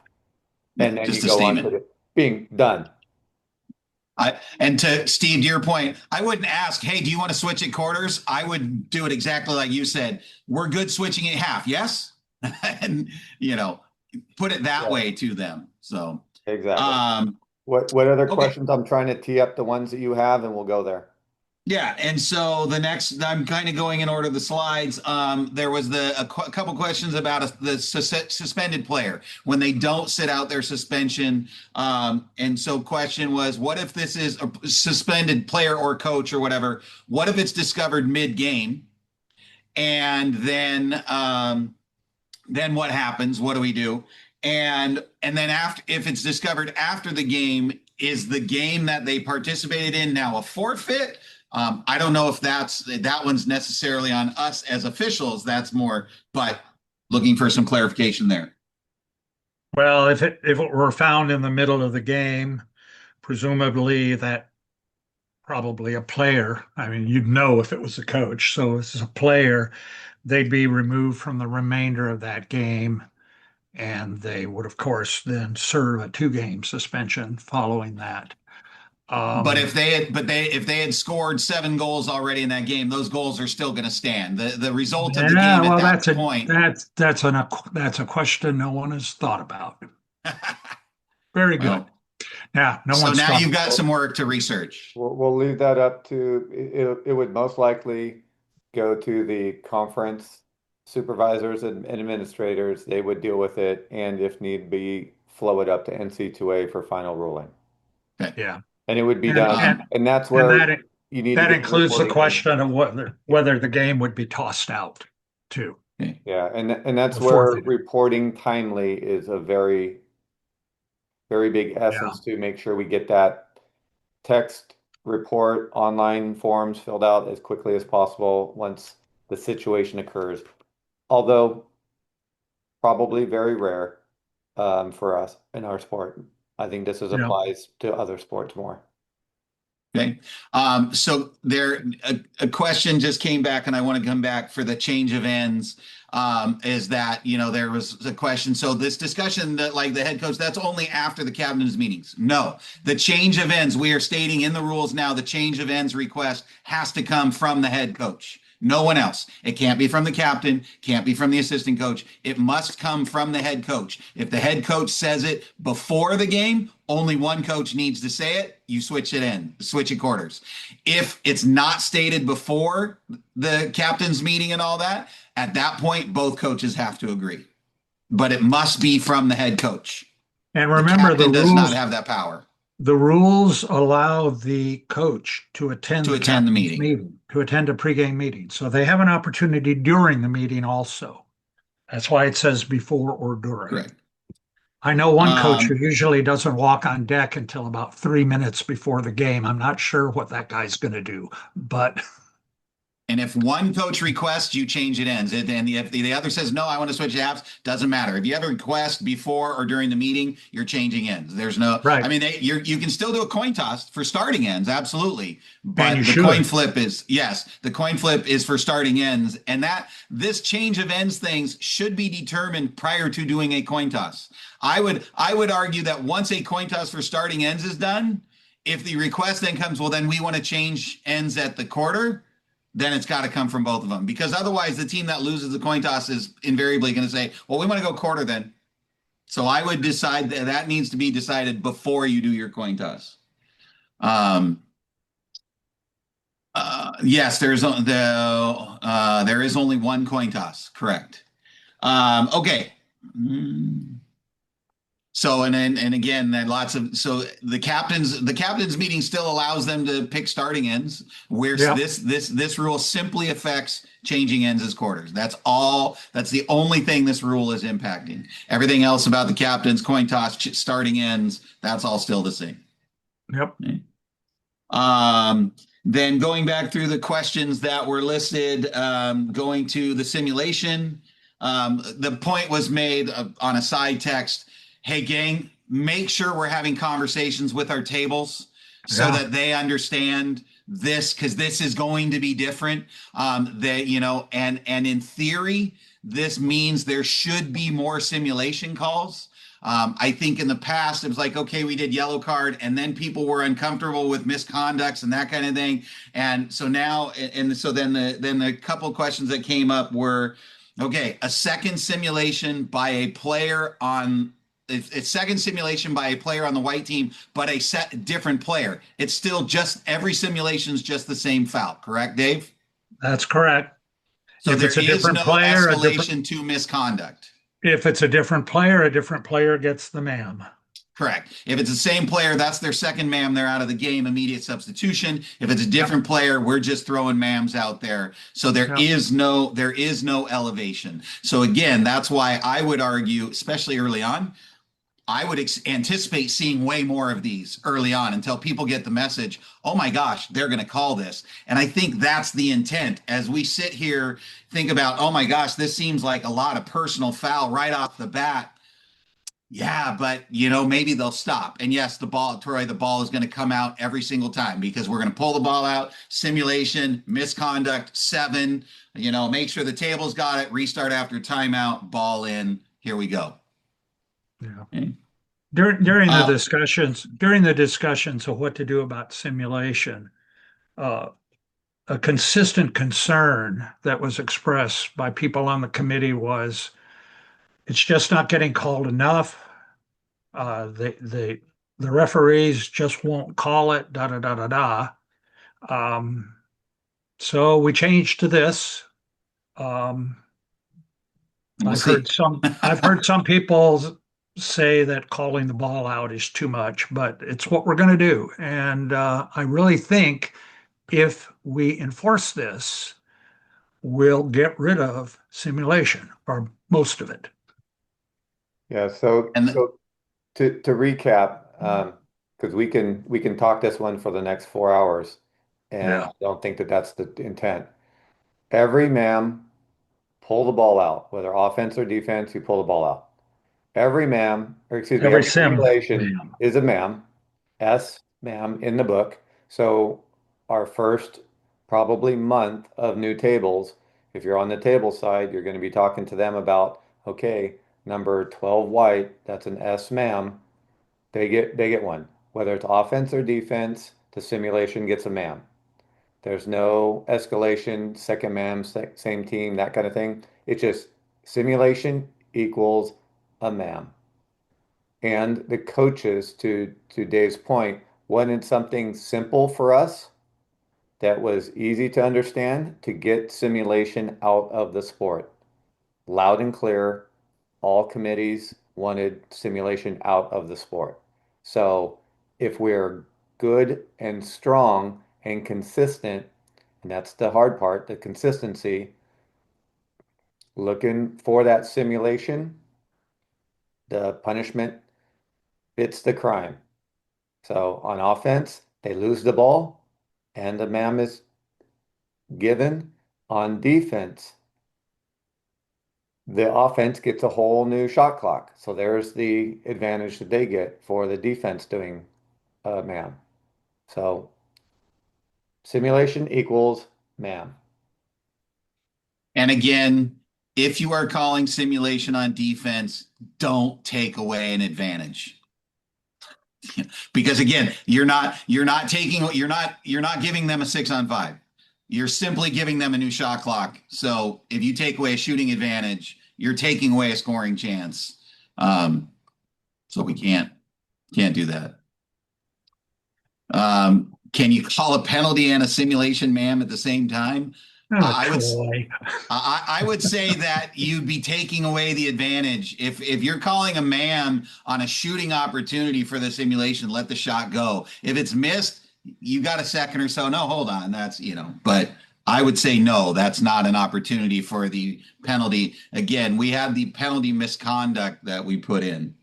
Um, are they going to be herky jerky fun offense simulation? Look, I think there's going to be some growing pains here in this simulation. So let's all take we'll work together on that.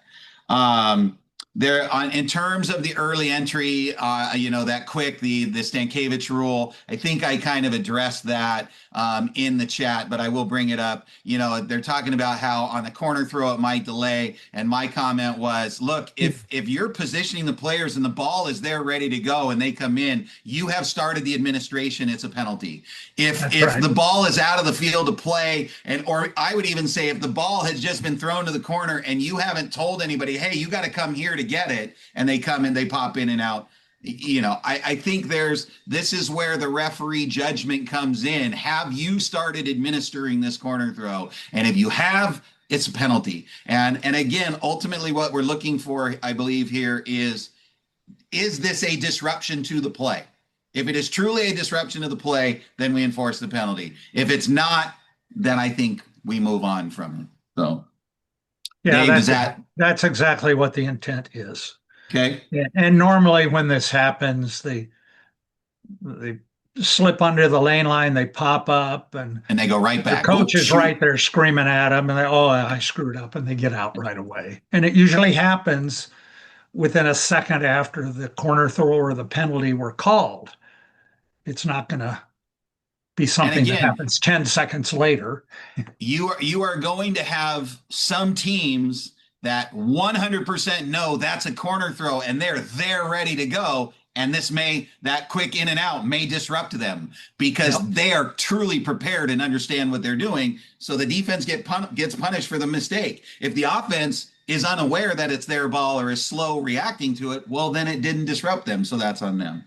Yep. For the illegal entry with the excluded player, and Dave, you that's the one you said, I said it's a penalty, etc. I'll be honest with everybody. This was my suggestion. It came from a conversation I had with Dr. Kalbis many, many years ago, and it's something that's always irritated me, and I've never submitted it. And so the way I think about this is once a player is excluded, they no longer count towards the players in the water. So I don't actually care where that excluded player is. If the substitute comes in, they are not an eighth player. They are a seventh player. And if they're on defense, it's a penalty. If their team is on offense, it's another exclusion. And essentially what we're doing is we're punishing the player who made the mistake for the mistake of coming in early. Whereas it used to be the punishment was different based on where their teammate's head was.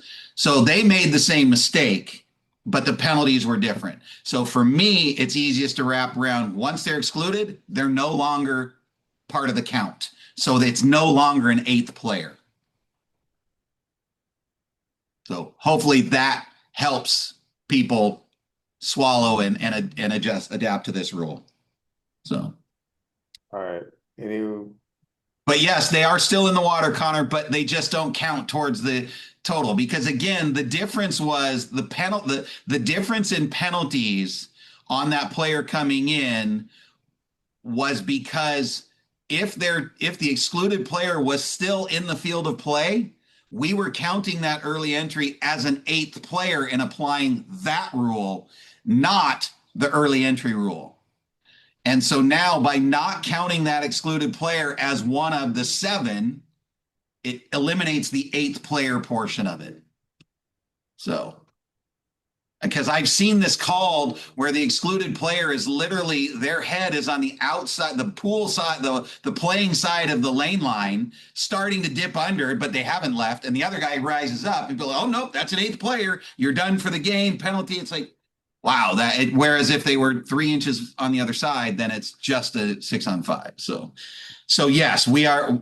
I wouldn't say we're lessening the infraction. We're penalizing the player who made the mistake for the mistake they made, as opposed to situationally charging them with different fouls.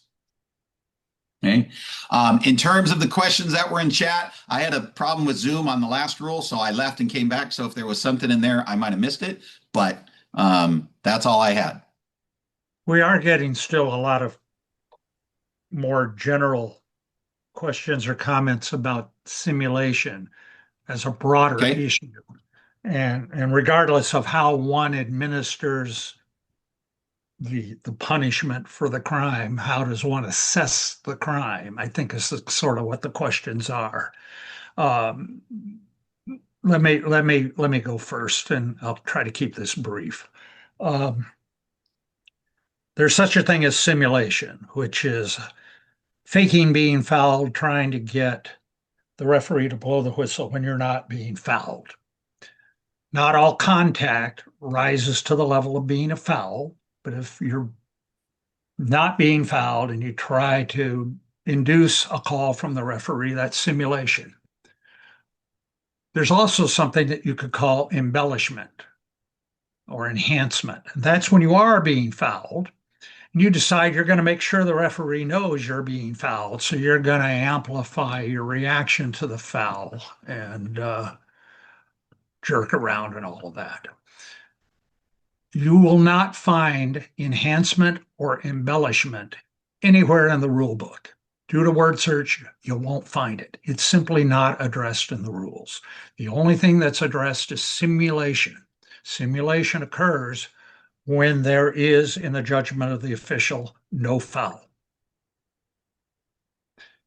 So you have to make your decision as to whether you're going to call simulation. First, you have to judge whether there's a foul there or not. And yeah, some players are spastic, some players aren't. But that's the first decision you have to make. Is there a foul here? Or is there a foul here and this guy's just trying to help me out?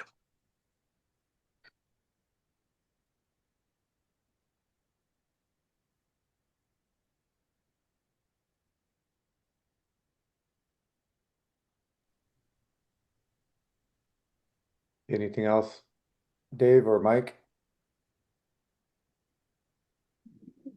So the question was for the MAM on simulation, can the player get out the side of the pool since we're restarting is after a timeout?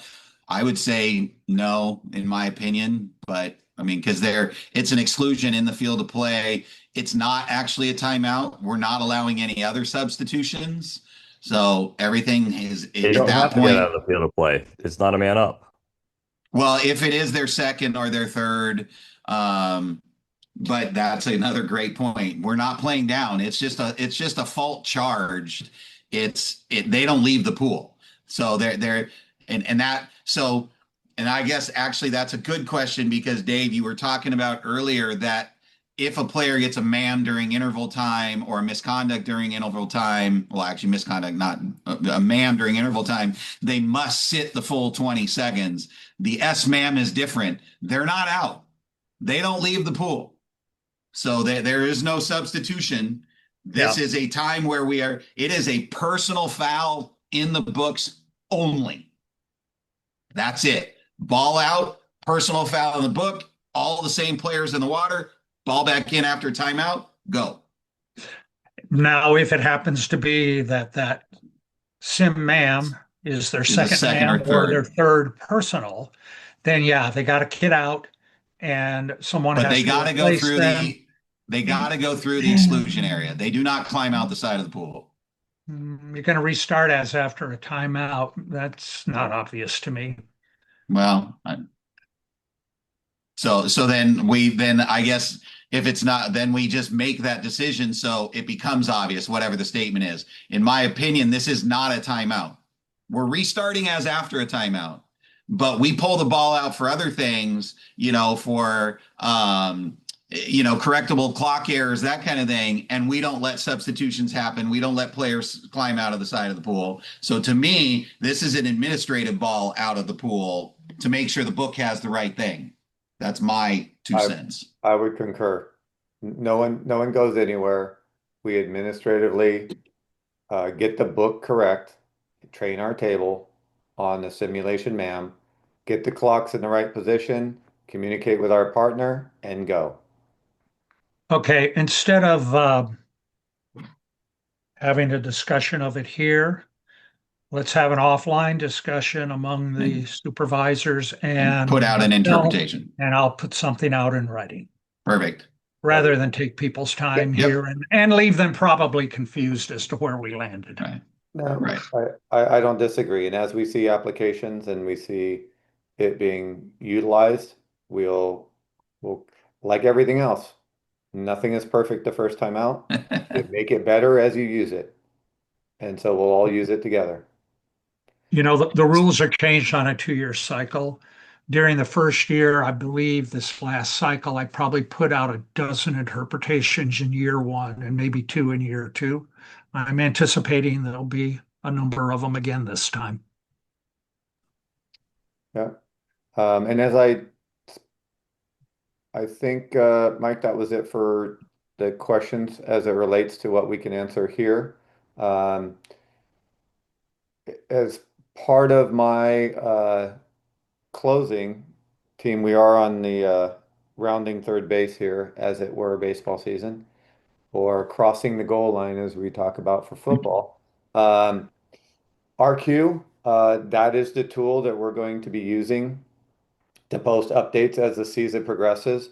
Uh, the supervisors, evaluators, we all collaborate. As I spoke earlier, every Monday during the season, the supervisors and I meet, and then you will see a communique come out, usually Tuesday or Wednesday. I try to do kind of a recap, a summary on what's hot, what's not, what are some of the trends that we need to look for, and how we need to apply those trends and maybe some corrections and maybe some attaboys on things that we're doing great. And those weekly meetings are all done just for this kind of purpose. You know, we intend to have things go perfect and smooth, but that's not always how it goes. So we're going to go watch, we're going to see, we're going to try, and we're going to do our best to get it so that we all have the correct information as quickly as possible. Um, in our takeaways, what did you learn? I'm just going to kind of briefly sum it up and recap it. You got to meet the supervisors, the conference um, admins, and the assigners. There was some conference information that was out there. I did see some links going out. It's always best to go on to those websites. Most of them are pretty well maintained as to what games are going out there, how to improve and learn from your peers and evaluators. Again, big shout out to Brett and Rick, but there's also your conference supervisors that are tirelessly working to get out to see games, whether it's in person, on TV, on streaming on the web, using all the different resources. Uh, and the goal is to make us all better. No one is out there just trying to puff up and say, well, I logged the most hours this week. We do log a lot of hours, but it's because we want everyone to look good when they get there and to be good.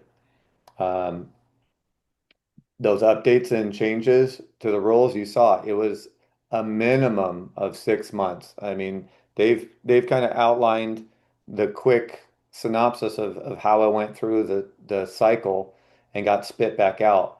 But there were countless hours and months and weeks before all that going in. So a big shout out to Dave and all the people that submitted changes and also took the surveys.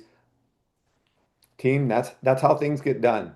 So when you know, the selfish plug for future, if you get an opportunity to take a survey, take it. Take a couple minutes. If you care about your craft, if you care about what you're doing and how you want to do it, your voice has impact. So they read every single comment, they read every single suggestion, they put it through the web of, you know, evaluators, coaches, admins to see does it make sense? Is it something that we can use? And it's not just because something got suggested 30 times that they look into it. There are things that get suggested once that get adopted, and some things get suggested 15 times and don't. It's just a matter of what makes sense and how they can get it done. Um, where to get the most current points of emphasis. You'll see them in RQ. You'll see them from your conference supervisors. They're going to send out recaps and trends. Look for a lot of information that's coming out in the near future. And then best practices to apply for upcoming seasons. You heard about professionalism being a big deal. Uh, and that kind of leads me into, being prepared. Are you mentally putting yourself into a position to be successful? Are you taking the time to invest in yourself to be the best you can be? And that, like everything else, takes time. No one goes into a gym and, you know, lifts 400 pounds without practicing first. I've never done that because I haven't practiced that. But that's something that in order to be the best and to be improving consistently, you have to work at it, just like everything else. And then I'll leave you with personal brand. It's something that if you've talked to me for 10 minutes or 10, 20 years, I've always been a big believer in a personal brand. When Steve Redding walks onto a pool deck, I will guarantee you that the coaches, if they even know who Steve Redding is, already have an expectation set in their mind of how I'm going to act, how I'm going to treat them, how I'm going to call the game, how I'm going to treat my partner, and how I'm going to leave. And there is that personal brand that comes with each and every one of you. And whether someone's looking or not, you always carry it. It's a 24/7 piece of baggage that we all have. So what does your personal brand look like? And are you taking care of it to give it the best shine and the best appearance? Or are you letting it get dragged around and not really taking care of it? And it will show just like everything else. So we all carry a personal brand. Take care of your personal brand, protect it, and do everything you can to make sure it's right. You know, I've said it a million times. My tombstone is probably not going to say what kind of referee I was, but it will say other things that I care about. So make sure that how you leave this world is better than how you found it. With that, I'm going to say thank you all, and I'm going to stop the recording here in a couple seconds. And So Steve, yeah, before you stop the recording, nope, so I'm sorry, I just wanted to make sure you didn't stop the recording. So I got a couple things to add if you're done. I'm done. Go for it, Mike. Okay. Question that popped up multiple times, throwing at the end. Are you going to post these slides in RQ? Will they be available to referees or in RQ for people to review later? Yes, this should be available. I also have the recording, and I will also talk through with the supervisors how they want that administered Okay. for their constituents because um, we're We we're want them all to watch different, and it. I want to empower each conference to do it the way they want to do it, and I don't want to shortcut that. So it will be Okay. available. I just don't know the vehicle yet. So going back, and I apologize because I had this thought. One of the things that Amber said when she was talking was, and part of the professionalism, when you walk on the pool deck, you want to know who the coaches are, you want to know who the administrators are, you want to know who your partner is. I'm going to make a plea as a supervisor and a conference commissioner, and I think all of my other supervisors would agree. Ladies and gentlemen, please put your picture up in RQ. That helps coaches, it helps your partners, it helps the supervisors be able to put faces to names, because I'll be honest, especially myself, as I'm assigning people on the East Coast, I might be assigning somebody based off of recommendations from others and then I see who it is. I'm like, oh yeah, I know who that person is, where I just haven't made that connection. So please put your pictures into RefQuest. And then on a very personal note, as I scrolled through the 100 and some people that are here, I think I've probably met at some point a good 75–80% of you. So thank you all for attending. And for those of you that have known me for years on end, I would like to share with you that I'm going to be a grandfather in January. So I'm super excited about that. And Congratulations. thank you. It's just been as of recent times that my son and his new bride were willing to share. So I saw there was a lot of people in this room that I've known for many, many years. And I figured this would be a great way to share that information. So thank you all. And again, thank you all for your time today. We're all in this together. We all want water polo to be the greatest sport that it can be. So thank you. Thank you, everyone. Thanks, everyone. And with that, I will end the call. Thank you. Have a great day, everybody. Thank you. Thanks, everyone.